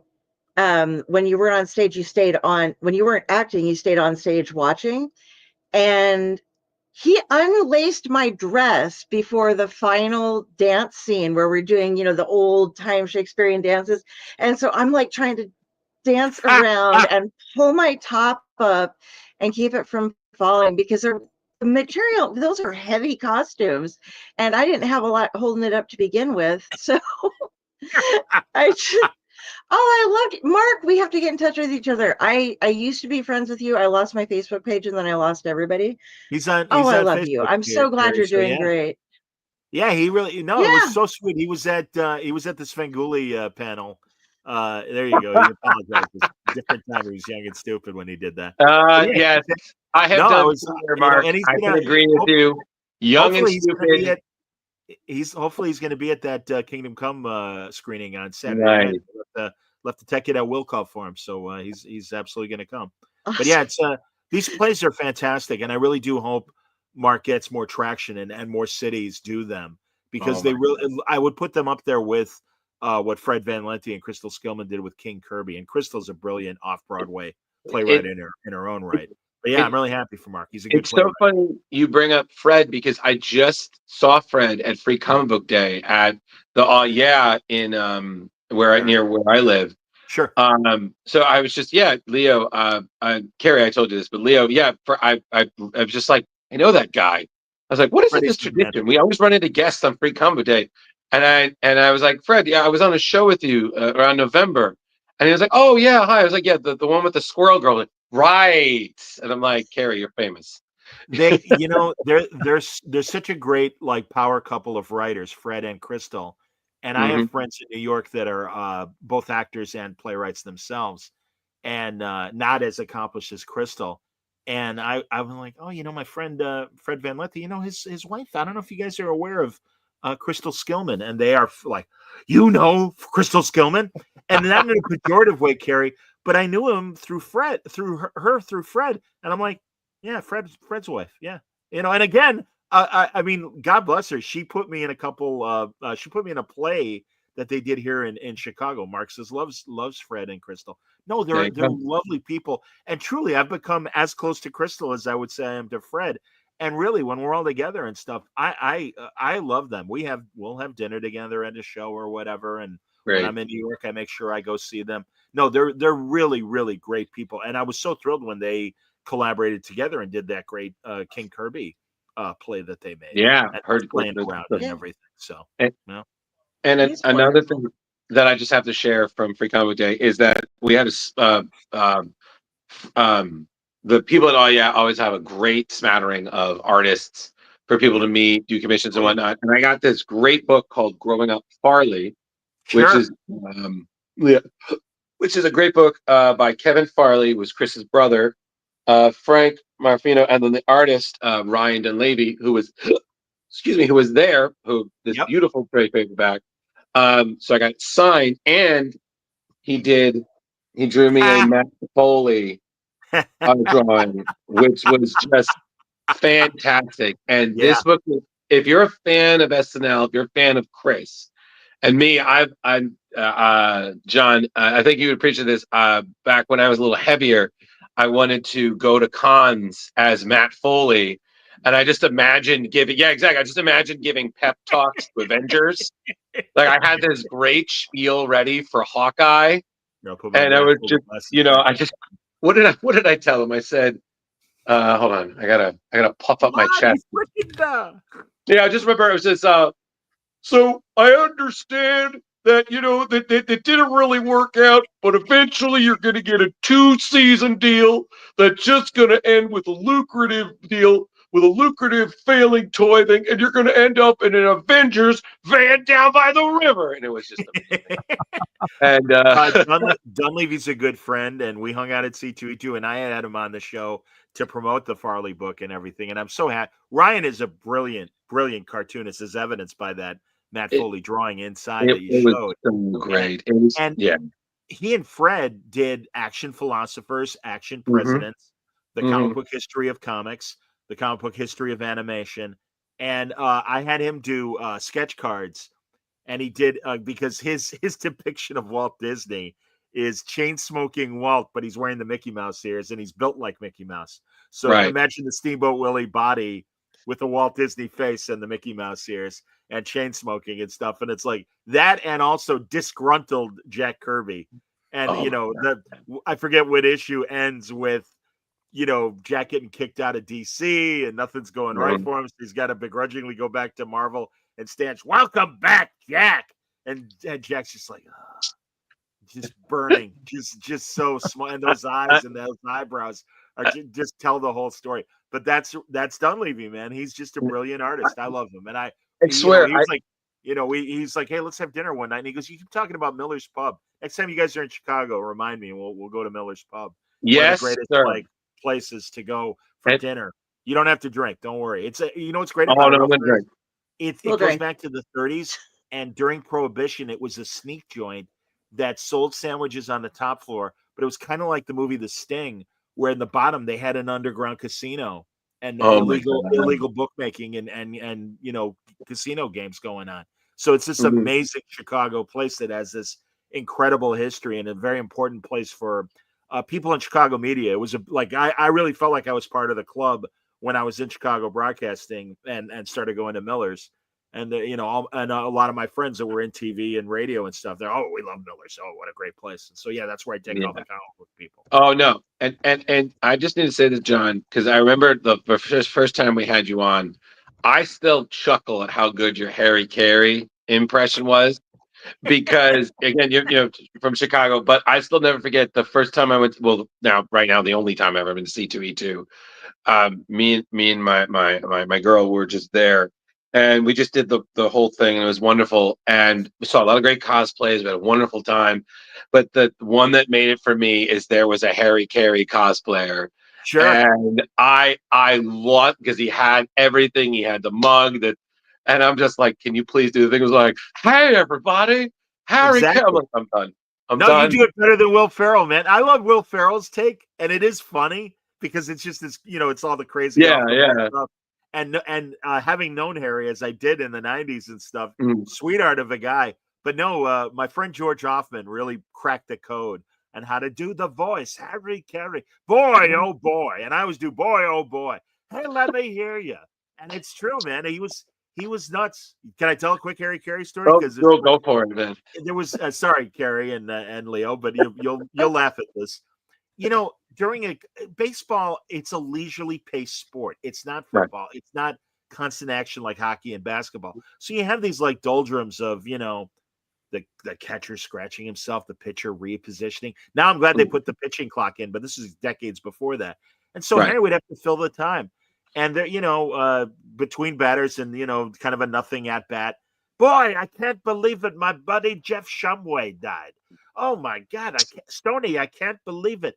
He goes, just last week we were together and we were laughing and he's so full of life. Now he's stone cold dead. Here's Leon Durham at bat. And that was it. And Stone, you could hear him laughing his ass off. And that was Harry, man. Just whatever thought flew in his brain. So Will Ferrell's characterization, not too far from the truth. That's the truth. Oh my God. I'm sorry. Because I knew that was coming. You're just going to be like, and now he's dead. All right. Now he's not only dead, stone cold dead. Just crazy stuff. Or Marlee Matlin, the actress from Children of a Lesser God and a million other great movies. Oh my God. She's deaf, obviously. A brilliant actress and everything. And Arnie Harris, who was the director of all the Cub games back from the 70s to the early 2000s. Brilliant man. Brilliant. The networks really wanted him. And he's like, I like my life in Chicago. I'm staying here. Leave me alone. Well, anyway, he would get in, the broadcaster's ears and go, all right, Harry, we're going to show a shot of Marlee Matlin, the actress. She's deaf. And he's like, look who's enjoying the game today. Marlee Matlin, the actress. She's deaf, And it's like, okay. Jesus Christ. So those are I've got even more stories. But my God. So yeah, Harry Carey was no, thank you, one John. of a kind. One of a kind. The best. They don't make them like that anymore, man. He was having an affair with Anheuser-Busch, one of the Anheuser-Busch, August Busch the 4th or 3rd, his wife. And it was found out. And so this is when he was the voice of the St. Louis Cardinals, based in St. Louis. Budweiser, massive sponsor of St. Louis Cardinal baseball. And nobody could prove it, but the word was that, the Bush family, and this is decades ago, so I feel safe saying this, arranged for Harry to have a car accident while he was walking and somebody tried to run him off the road as a pedestrian. And so he knew it was time for him to leave St. Louis. So he went to Oakland for a year, and Charlie Finley, the owner of the A's, was dirt cheap. And then he went to Chicago and he started with the White Sox for 10 years and then finally was with the Cub until his final years in broadcasting. But yeah, what a colorful man, colorful career. Hilarious. Yeah. No, thank you. I'm sorry. Sorry, guys. So good. Feels like, yeah, whatever. Back to comics. That's great. And Carrie's that's just Leo's face. It's all right. Leo does things that we have no idea what's happening throughout the show. Before I was part of the show, I sat and watched an episode of Midweek Geeks, and he just put up a new logo avatar thing. I was like, oh, does that mean we're going to get new shirts from the audience? Viewing. And all of a sudden Leo's doing stuff and he's just not really participating in conversation whatsoever. And then 45 minutes later, all of a sudden he's like, look at these shirts I designed. And he's just like, you seriously on the air just designed t-shirts? That's great. Yeah. And because we always have I think so we always never know. Yeah, and me and Carrie always joke about what he's doing, and I think my joke was I think that he's probably won enough to pay off his mortgage on online poker. You're just so just he's just sitting there and just that's why he drinks occasionally. It's just like it wasn't a good night. We're gonna have to sell the other shed. Damn it. I'm like, no, I was checking on Switchboard. We have a separate stream going, so I needed to. Okay, that's fine. No, it's one of the things we just get so scared because he doesn't sometimes say a lot, and me and Carrie can talk. I mean, John, because you've had Carrie is, if she had a badge for being one of your top 10 fans, Carrie'd be like, "I'm going for number 1." Oh, that's great, Carrie. I didn't even know how you But do that. You know. I never know when you're going to be on, and I have Yeah. this show and then another network that I do multiple shows on, depending on. Sure. Summer right now is kind of odd, but so I'll sometimes catch like the tail end of your show or something going Oh, around. But sure. I love watching you. You're just a great That's great. interviewer, and I'm Oh, learning that means a lot. so many neat things because I'm learning about a lot more about the noir stuff, and I'm poaching guests from you. Like I Good. see somebody, I'm Hey, like, great. just saw you Listen, over there. This was great. I would love to interview you if you did, and I appreciate it so much every time when we're I'm on. When glad. you're just like, oh, she's on this podcast. That's great. I love that you say that. Thank you so Well, much. again, Seriously. you Because guys do a great show, and also listen, there's more than enough room. There back when we started, again, because I go back to '05, and I am Oh, one of the OG comic book podcasters. There were people before me. Comic Geek Speak is like 2 months before me, but my friend Collected Comics Library, Chris Marshall, and there was another guy, I can't remember his name, but literally it would just be him by himself. These are the books I bought this week. These are my reviews. Great. Leah Dunham, I read comics, great female host. mhm. But anyway, one guy in particular, and I won't name him because he's like, hey, I was here first, and it's like, how on the back then when there were magazines, I'm like, you see on the magazine rack, there's Time, there's Newsweek, there's U.S. News and World Report. They all cover the same thing, but they're all coming at it from a different way because they're different people. That's why, like Dave Harper, who I think we were talking about off the air, who does a Mhm. great podcast called Off Panel, and he's out in Alaska and stuff. And he's a brilliant podcaster. And truly, some people are like, "Oh, no offense, but I'm talking to Brubaker the same week you are." Great, Sure. fantastic, man. I don't worry. Jesse Owens, the great Olympian, run your own race. Don't worry about the guy in the lane next to you. And Thank that's the you. thing, man. I did radio for years before I started doing my podcast. I'm glad I did both for as long as I did, and now it's Mhm. just about Word Balloon. And for me, it's like I just feel like, all right, hey, it's a chance to talk to some of these people that I have grown to become friends with, but also new people as well. And it's fun for me, and it's my work. Well, yeah, absolutely. And again, your support, your praise, everything. It's just so great because again, it's we see what you do, and we're like, this guy gets it, and and you're getting these huge names like Carrie, like, oh, this is the person on Word Balloon. I'm like, God damn, that's amazing.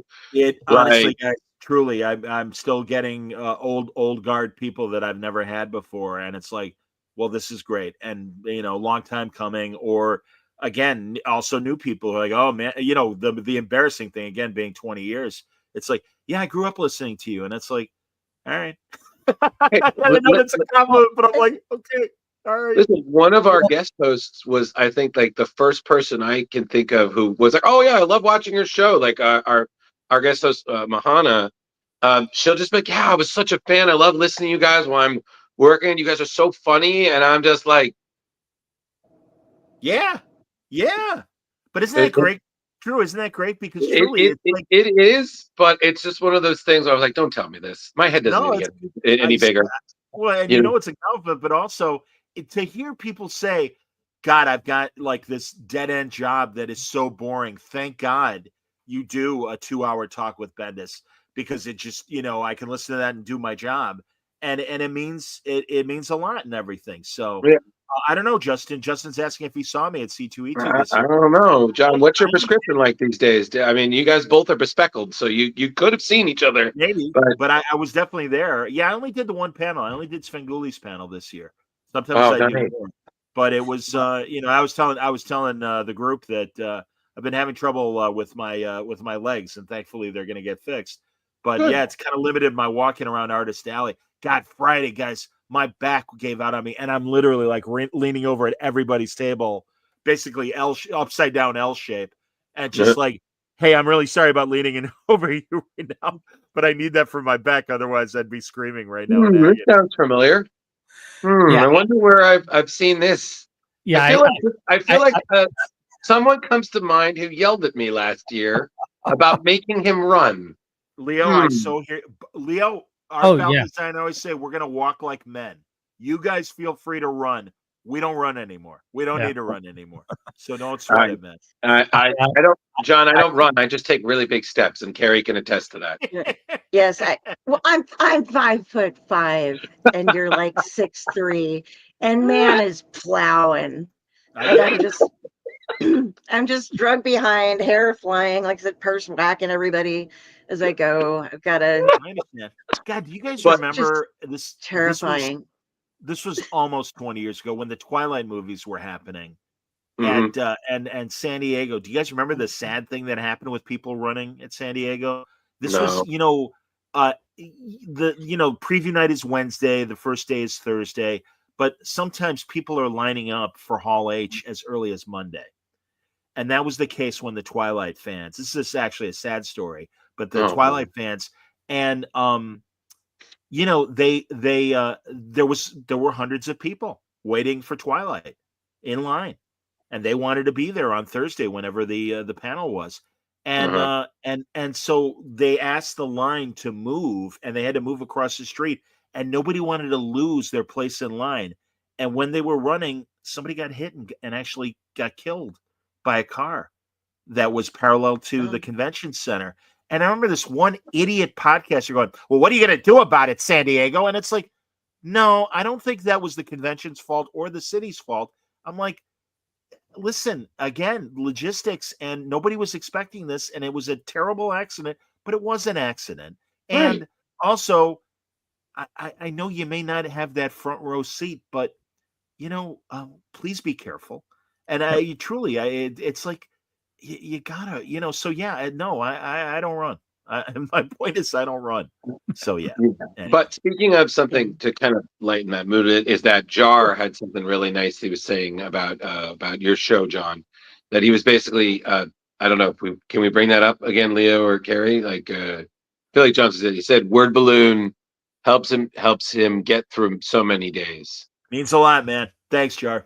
and Yeah. he's always yeah. compliments Yeah. on the chemistry. So A guy told me he had to spend time in recovery at a halfway house, and he's like, "Seriously, man, your show meant so much to me." And I'm like, "Oh my god!" I'm like, "Well, I'm glad you're out, and I'm glad you're okay." Yeah, man. And again, the Monday person that has to do filing or whatever, and again has their earbuds in. Uh, and that's how I am with my podcasts, the podcasts I listen to and stuff. It's a pleasure to listen to good conversation, and uh, truly, it's why I come back to Splash Pages, because you guys provide good conversation. whew, Aw. man. We I got might a I might try off screen like at some point. Let's see. There's Mark. yeah. Oh, Mark says that was a moment that the San Diego people were simply not prepared for. Yeah, that was when the crowds got out of control. Yeah, absolutely, man. That in a lighter way, my buddy Matt Klickstein wrote this great history of San Diego Comic Con. And I remember everyone during Twilight was so like, oh, these people are invading our clubhouse, basically. And it's like, Star Trek got the same grief in the 70s when they were starting the San Diego Comic Con, because they were used to sci-fi conventions being more like the World Con for sci-fi and stuff. Right. And it was more literary, and and they're like, yeah, I don't know if we like these Star Trek people here. Can you imagine now? And my God, you guys even know, and I don't know how much you guys have been to San Diego yourselves, but my Never. God, okay, well, you see the floor, the main floor and stuff, and my God, just the iconography that's there for Star Wars and Star Trek and all these non-comic book things. And comic books are still, and that was the other thing that drove me nuts about San Diego, that people who hadn't been there are like, well, it's not about comics anymore. Bullshit. Bullshit. Yeah, Bullshit. CNN and USA Today and other mainstream news outlets, when they cover, yeah, they're all about Hall H. I get that. But Sure. honestly, man, they still have a program that is like the size of what used to be a good sized magazine. And every day I would count at least 20 panels going on that were purely about comics. Right. And not only current, but the history of comics and documentaries Mhm. about comics, and an academic wing that is talking about, when we defeated Japan in World War II, this man drew a comic strip for the Japanese audience to renormalize relationships between Japan and the U.S. and all the things that Amazing. the Army was trying to do to help the survivors of the Japan attacks, and here's where you go, and here's what you can do. And yeah, and it's like, I had no idea that comic strip existed. Why would I? It was being made for the Japanese audience and stuff. So Right. yeah, no, it's all the conventions, most of the conventions, because some call themselves Comic Cons and really aren't. And some years, unfortunately, it's like, yeah, it's really more about Hollywood than it is about comic books and stuff. But thankfully, Terrificon, C2E2, and New Yep. York and San Diego, no, they're still very much about comic books. Comic Of course. Con. Yep. Did, Absolutely. did you see the book coming out from Images imprint, Suzuki? Dread the Hall H. It's an anthology of horror stories that take place using comic convention tropes. And so Yeah. it's going to be glorious. Like Yeah. they've got some great people working on it, and I'm just so excited because they have I didn't know about that. going. That's amazing. I'll send you a link for it. I don't know Yeah. when is it. I pulled it up again real quick, so it's not coming out until page is not going to load all the way, but yeah, it's coming out sometime soon. Cool. No, that's great Yeah. to hear. Yeah, and also, hasn't it been great to see Mad Cave and Vault and Yes. some of these other secondary, and I don't mean that in a pejorative way, but these secondary publishers that are just making great comics. I'm so happy for. I'm not a big horror fan. I'll admit that, but I'm thrilled that the genre is being respected and taken care of in comics in a way. Certainly in the last 15 years. I mean, we've always had good horror comics over the years, but I just think the amount now that we're getting are amazing. Mad Cave is killing it with all the licenses they have. Oh, And yeah. we're getting, Jeremy Adams on while he's doing great work at DC. He's also doing Flash Gordon, things like that. Lemire and all the great stuff Lemire is doing. Boom is excellent. Absolutely. Distillery, Ghost Distillery is Machine. fantastic. Yes. Ghost Machine is great. My buddy Jeff, absolutely. And all the cohorts that Jeff has working for him at Ghost Machine. Yeah, it's a good time for comics. It really is. Yeah. And that's gonna be July 23rd, by the way. My article. Okay, that Hall H book. Okay, July 23rd. Cool. Yeah. All right, Leo, what you got? So speaking of time for good comics, what are you reading nowadays, John? For fun. Well, I loved the Black Label last days of Lex Luthor that Hitch and Mark and Kevin Nolan put together. That was great. I'm a big Black Label fan. I always loved Daredevil. Daredevil's always one of my go-to books for Marvel. I think Philip Kennedy Johnson on the Hulk is doing amazing work. Ben Percy's doing great stuff on the Wolverine books and Helverine. Erica Schultz, someone, when COVID was happening, there were a couple creators that were breaking in, and they suggested spotlights on individuals like David Pepos, who, by the way, is also doing great work now, and Erica and people like that. And I'm like, well, I don't know these people. And it was funny because prophetically, the guy's like, well, 3 years from now, they're going to be writing DC and Marvel books. I'm like, yeah, but it's today. And I'm not saying we shouldn't have a panel with these people, but I go to give them a spotlight. I go, I don't know what they're doing. And to the creators' credit, they're both working for Marvel and doing great work, and so they're two great examples. So I really follow writers more than titles. And that's why, it was great catching up again with Ben Percy, and Ben's an amazing writer, there you go. Yeah. And I agree with Justin, the OZ by Pepos. It was kind of a fun dystopian take on the Wizard of Oz that was really, really good. No, David's a very inventive writer. Tim Seeley, I love everything that Tim Seeley ever writes. He's a brilliant conceptual guy. Jeremy's a great writer, like I said. Chris Cantwell and I are going to catch up in a few weeks. IDW, and yes, as Drew is with Star Wars, that's how I am with Star Trek. IDW is doing exceptional work in the Star Trek universe, and even making concepts that I'm not crazy about on camera, like Discovery. Well, they're writing good Discovery stories at IDW, and Ryan North doing great stuff on the Lower Decks adaptations, and Ryan, of course, is Fantastic Four, another great read. So there you go. There's a good smattering of people that I'm really appreciating their writing, and I always love the art too. But I am more of a writer guy first. So, Oh Yeah, yeah, I just definitely. saw that, Justin. Event Horizon book coming from IDW. Yeah, I think I got the press release for that Yeah. today, or I read about it See, today. One of the I'm usually behind the writing too before I go for the books. I've been reading since I was, like 2.5, 3 years old, but I've sure. always been Thanks for telling. deep into the story. But we had Phil Hester on Love Phil. last week, Love Phil. and oh, Right. he What's he is working on? amazing. He couldn't. I don't believe he could share what his most Okay. No, recent thing that was coming Okay. no, out is going to but he be, definitely but said that there's some good stuff that he's it's working on. That he's, yeah. I think one of them might have been something Dark Horse, right, Carrie? Okay. Could I I be. think don't know. yeah. He So said he couldn't talk to us about it, but he said that he's working on some really exciting new projects that he's looking to release. I think one of them was a Dark Horse thing, but Dark Horse is really tight-lipped about new Well, they're projects. slow. Yeah, they want the series, the mini series in the can before they start soliciting. So I Absolutely. understand that, yeah, and I know it's frustrating for the creators, but yeah. Carrie, did you want to continue? Forgive me, I didn't mean to interrupt Yeah, you. Oh, you did good. yeah, no, Yeah, no. It was just that we were talking about with him, like we read The Wretch, Great, and great. how he is able to tell so much story with so few words.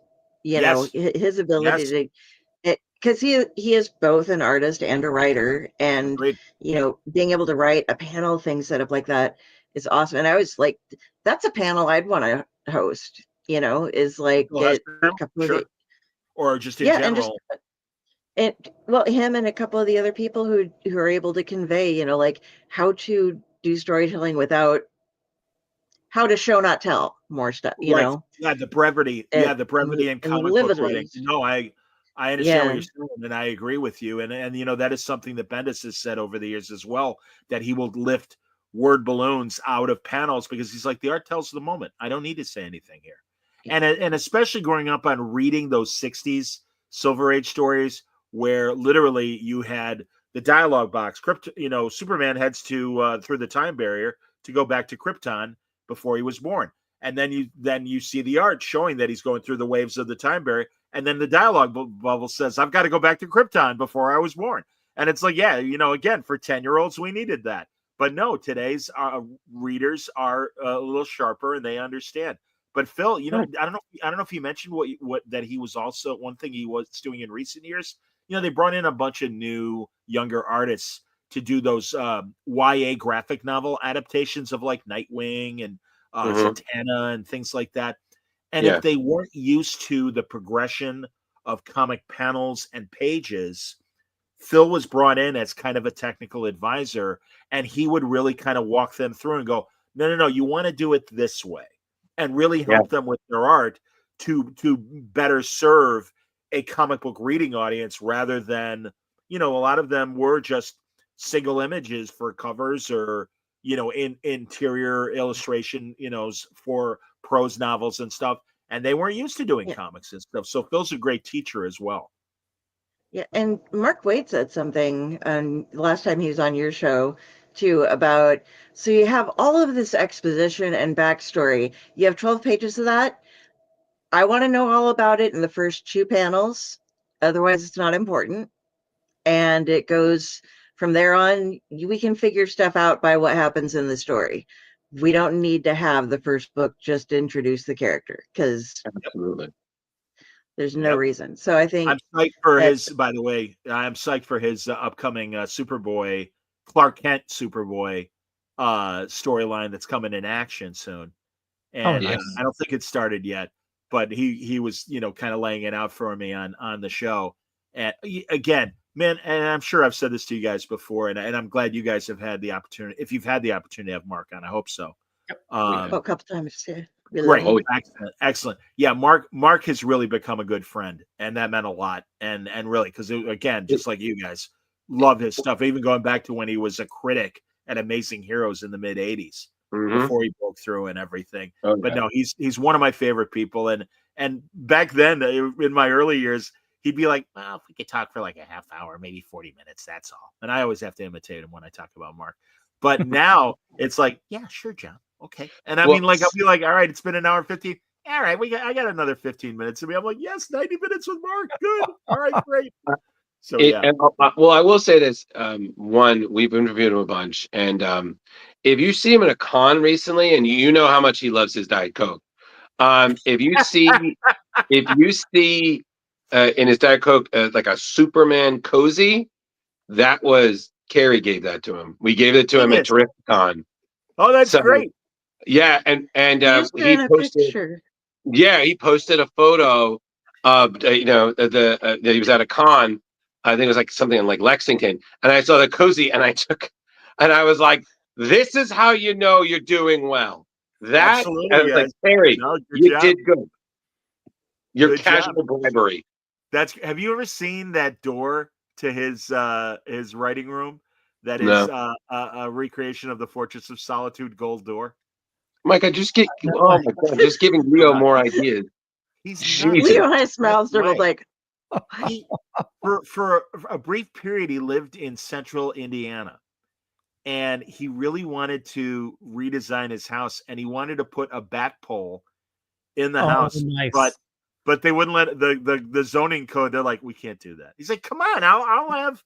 You can see it, you can expect it. It will have petting. They're like, no, there are no children here. No, and he's like, all right. And that's when he moved back to LA because he's like, all right, the hell with this. So it cracked me up, but no, you, Indiana. exactly. See, I'm from Illinois, so that is sadly that's part of the reason to be a resident. And Indiana feels the same way about Illinois. It always cracks me up, man. Oh, you're from Illinois, and I'm like, I have no hate. I don't know why you do, but I have no hate. It's just a state. It's just exactly, man. I don't know. What states are you guys all in beyond confusion? New York, Nebraska. Wow. Wow, there you go, man. Oh yeah, Leo. So yeah, Terrificon's local for you, Leo. That's Matter of fact, I'm about 10 minutes away. So wow, that's great, man. I took full advantage of the dispensary that was only 10 minutes away in Quint. I forget which town. Probably Norwich or Maybe it was Norwich. Yeah, I think you're right, man. I think it was. Absolutely, man. Yeah. I'm like, oh, it's legal. And it's only 5 minutes by Uber. Great. I'm there. Yeah. Oh man. I swear, everybody, I don't do it until after hours. I would never do a podcast or a panel altered. I would no. But guys, don't you know podcasts? They're like, yeah, we're talking comics and we're drinking. And again, maybe you guys drink during the show, and that's okay. But like, don't get blitzed. And I know a few shows that like the guy or woman gets blitzed, and it's like, maybe not. You gotta still do a decent conversation, right? Well, we've had guests. Well, let's just say that there are sometimes our splash pages goes to smashed pages. Jeremy has is our own private dispensary. Wow. And actually, I had to cancel a show one time not because of Jeremy, but he gave me oh God, this story. So he gave me some butter. And sure. Butter, sure. Yeah. So I was making my first batch of brownies ever. Attaboy. And I didn't realize you're not supposed to lick the spoon, and I did it multiple times throughout. Oh my God! I had a religious experience. It was I thought I was going to be in my 70s or maybe even my 80s before it was going to be legal in Illinois. And when it happened 10 years ago, or slightly less, maybe 7 or 8 years ago, me and my buddies were all in our 50s, and we're like, yay! Thank God. It's legal now. We're okay. We just I'm 5 minutes away by foot from my one of my dispensaries, which is insane. We just passed it to make it legal, but cool. I mean, like the majority went through, the ballot went through, but they still haven't acted upon it and gone through all the little bits and bobs and little because Nebraska tries so hard to be blue, and yet with all the farmers and stuff, they forget that like there's like 2 cities in Nebraska, and then there are plains, and farms and smaller communities. Sure. But that's a lot of the voters too, and it's very red. So our governors are generally like, oh shit, those people got it passed. Let's see how we can delay it. You know, I'm not trying Yeah. to, Yeah. but Usually takes about a year for the dispensaries to start our popping up after it gets legal. There you go. yeah, Fucking Nebraska.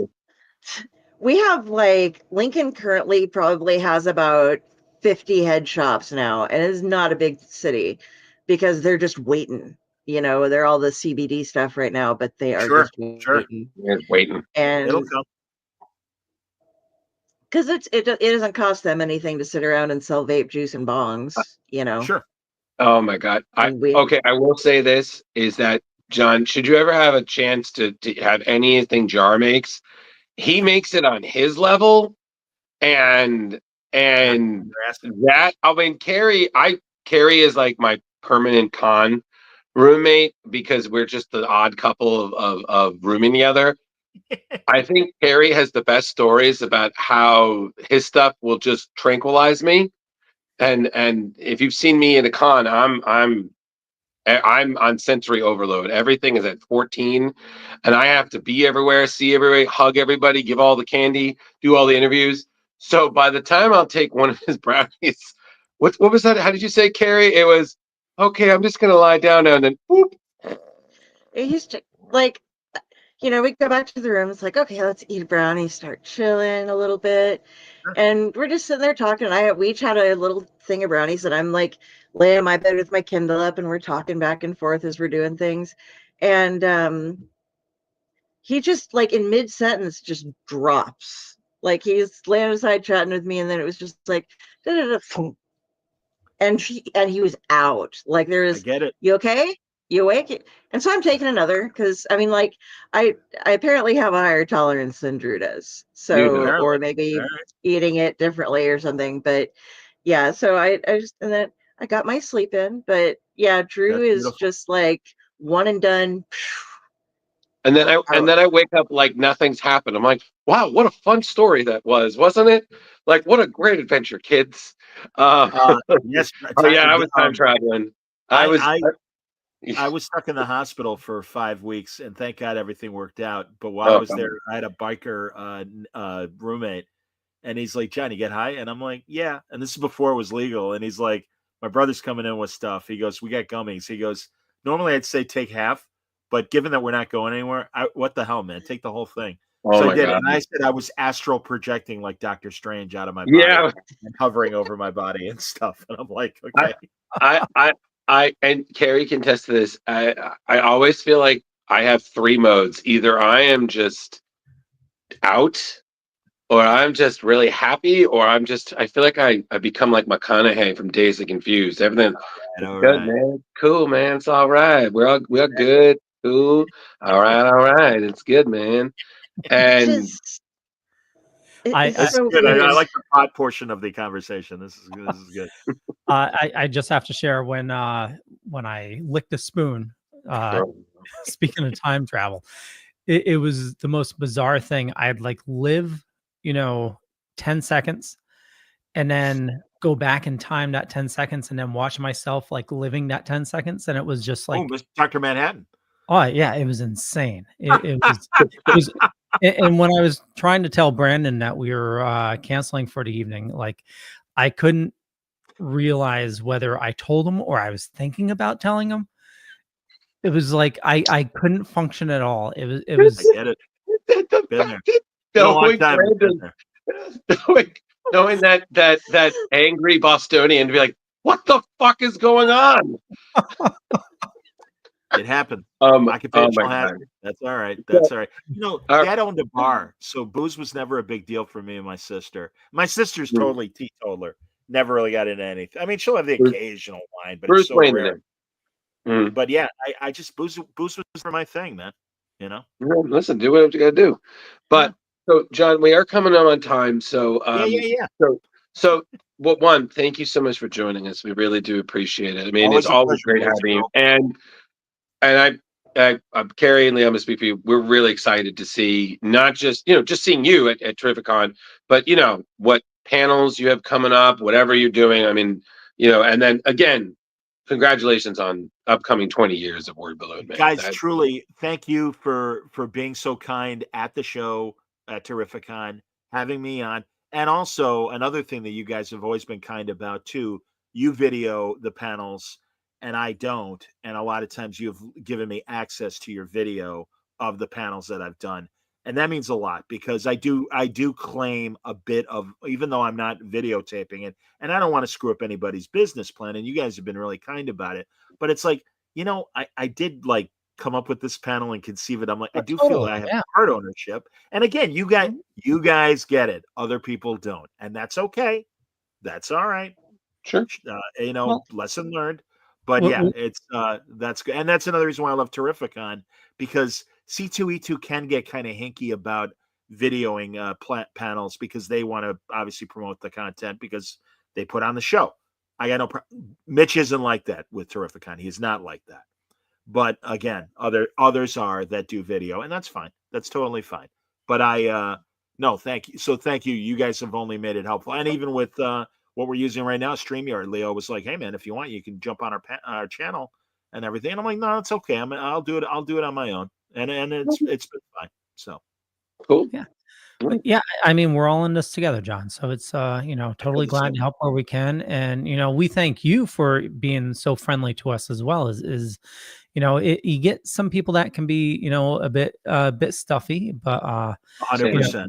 you Leo literally since year 2006, we had guys that I do this, and it's like. And Cool. most of us were like, "Hey, this is great. We're all doing the same thing." There were a couple of people like, "Well, we do," and it's like, if you want to put up the barrier, that's your problem. Right. Good luck. Good luck to you. And some of them still exist. Some of them don't anymore. And it's like that's all right.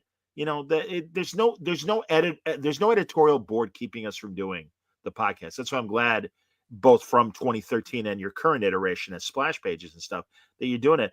We're doing this as long as we want to do it. I have no intention after 20 years. I'm not slowing down. I'm not stopping anytime soon. Again, I Yeah. like this. It's fun, and I really believe in the niche. And I think we need more good coverage and smart people talking to these creators and giving them that same forum that movies and television and books have and have had for nearly a century now, as long as the broadcast medium has been alive.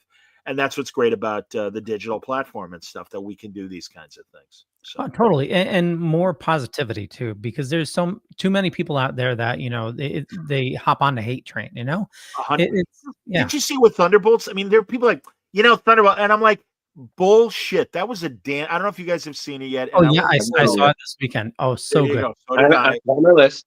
Best Marvel movie since Endgame. And even, God bless them, even some guys that occasionally do get angry about stuff. It's like, yeah, I've seen some other YouTubers like knocking Thunderbolts. I'm not going to do that. It's a damn good movie, and it is a damn good movie. But there are hate channels that just want to hate, and Yeah. that's Yeah. fine, whatever. And they get a lot of traction. Not my kind of show, not your guys' kind of show. Yeah, man. You just got to do it from the Big Lebowski. It's like, well, that's your opinion, man. So And And for those who try to gatekeep people on podcast things, it's like, okay, you guard your gate. There's no wall that it's attached to. I'm just going to walk right around it You're because damn right. we're all here to make sure that everybody's welcome. Well, Mark thinks I'll have to watch Thunderbolts is it. the best movie ever. I wouldn't go. I personally, I think there have been better ones, but I really, really loved the movie. And yeah, and you're gonna have. Oh, that's right. I do. Stanley's right. Didn't say that from modern Star Trek. Not all modern Star Trek, but certainly a lot of it. Yeah. Again, it always comes down to the writing. Same thing with my problems with Doctor Who right now. It's the writing. The writing has to be good, guys. Doesn't have to. You can have a person of different orientation. You can have a person of color. You can have a woman as your leads. That's all great. But again, it still has to be written well. And if you just think, well, we got our first trans character, mission accomplished. No, that's just square one on the board game of life. And you got to get to the finish line. And what else is this character? What makes that character interesting beyond their orientation? And if you don't have an answer, then you did a disservice to, and again, this is my opinion, but you did a disservice to the character and the viewers, both trans viewer, again, the people that character represents, and the general audience. Because if that's all you got, it's not 1965 anymore. We're not impressed. there you go. Sorry. Yeah. I don't have to watch the new Star Trek stuff because I can go over and watch your show. It's kind of like on the Lost Boys where it's like you watch the TV guide, you don't have to watch any TV, or you read the Yes, TV guide. Barnard Hughes, the You- grandfather, you- exactly. Yeah, Gotta you watch TV. John's show with all of them going over it. You don't got to watch the shows because they tell you exactly what you're feeling. And with the group that you have, it's like I have the exact same opinion as most of you. So, I hear you, man. Speedy, good to see you, Speedy. There you go. Good day. But John, are there any conventions that you're going to be at besides Terrific Con? No. You know, or No, oh, that was okay. C2E2 last month, and now nothing until well, the Kingdom Come screening at the Music Box on Saturday, and there's going to be a lot of comic creators there, Cool. so that'll be nice, but not a proper convention per se, and that's okay. You know, I'm not going to San Diego this year. I don't. Again, I can't reverse mortgage my house to just afford it. So, but it's cool. It's all right. You know, again, having done it 20 years, I don't need to go to conventions and build the relationships because thankfully I've been around long enough that, that I got my group, my Rolodex is full. That's an older reference. That's something we used to have before having all our phone numbers in our phone. But yeah. So yeah, no. Justin asks if I'm doing Fan Expo Chicago. I probably am. I haven't made that official commitment. I got to look and see if they were even listing guests, but I really should get my press credential in order and stuff.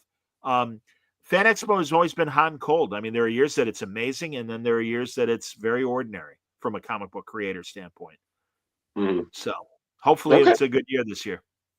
Yeah, absolutely. Well, thank you again, John, for joining us. We really do appreciate it. We look forward to seeing you guys at Terrific Con. And one more thing, congratulations on your second or most latest portrayal in Quebec Canary Best of the Best.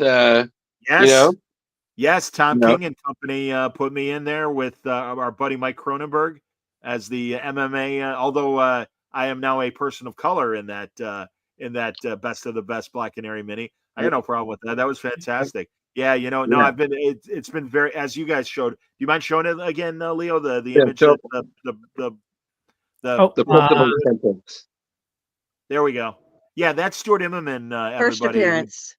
Yeah, and that was me as Principal Siuntres in Ultimate Spider-Man, and I was in there for a good handful of issues. And Sarah Pichelli and Immerman and Chris Somney among the people that drew me. Yeah, which was an incredible honor. Jeremy Hahn drew me in The Beauty, a great comic book that he wrote that is now in production as an FX series. And Gavin Guidry drew me in one of his comics, and Mike Norton drew me in a JSA comic. Yeah, it's pretty crazy, man. I've been very fortunate that way. Yeah, well, hopefully more collection.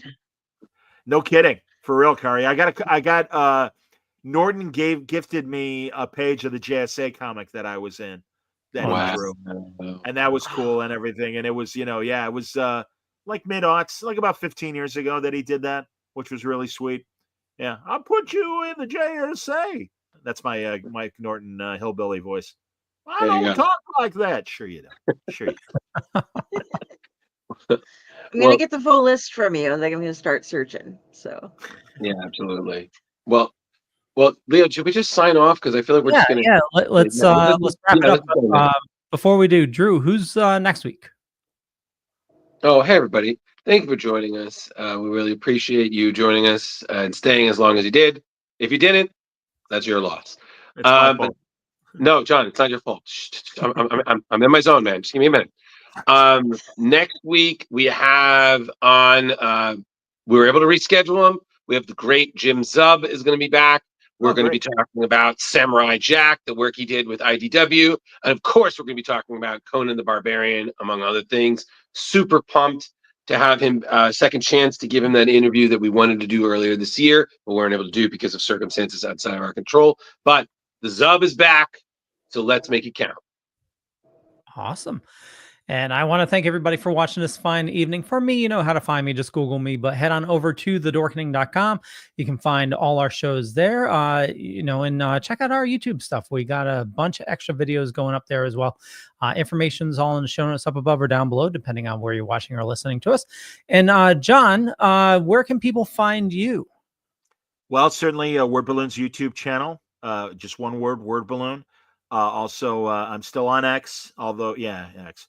But that's at John Word Balloon, and under my name on Facebook, John Siuntres, and Instagram, one word, Word Balloon. So all those places. And if you ever want to email me, john@wordballoon.com. And Blue Sky as well.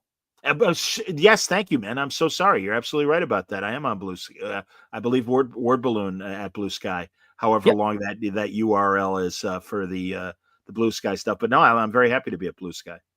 Awesome. Carrie. Hey, if you want to find me, look that up on Facebook, and all of my links are there.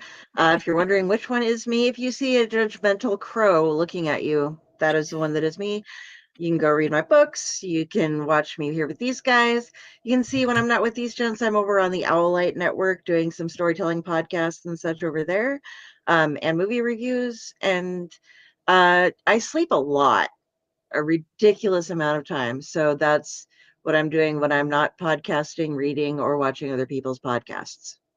And Ratatosker just drinks. So, yeah, that's my life. Okay. Mr. Drew. Hey, everybody. Oh, damn it. I thought it was going to be a full screen. Sorry.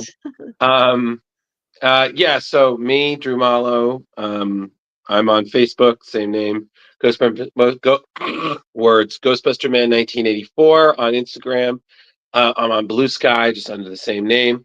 I don't sleep as much as Carrie does, but I'm extremely busy and most likely exhausted. So if you should message me, I swear to God, I'll get back to you probably before the end of the year. Probably. Awesome. And with that, we'll catch you later. And John, hang tight until the stream ends.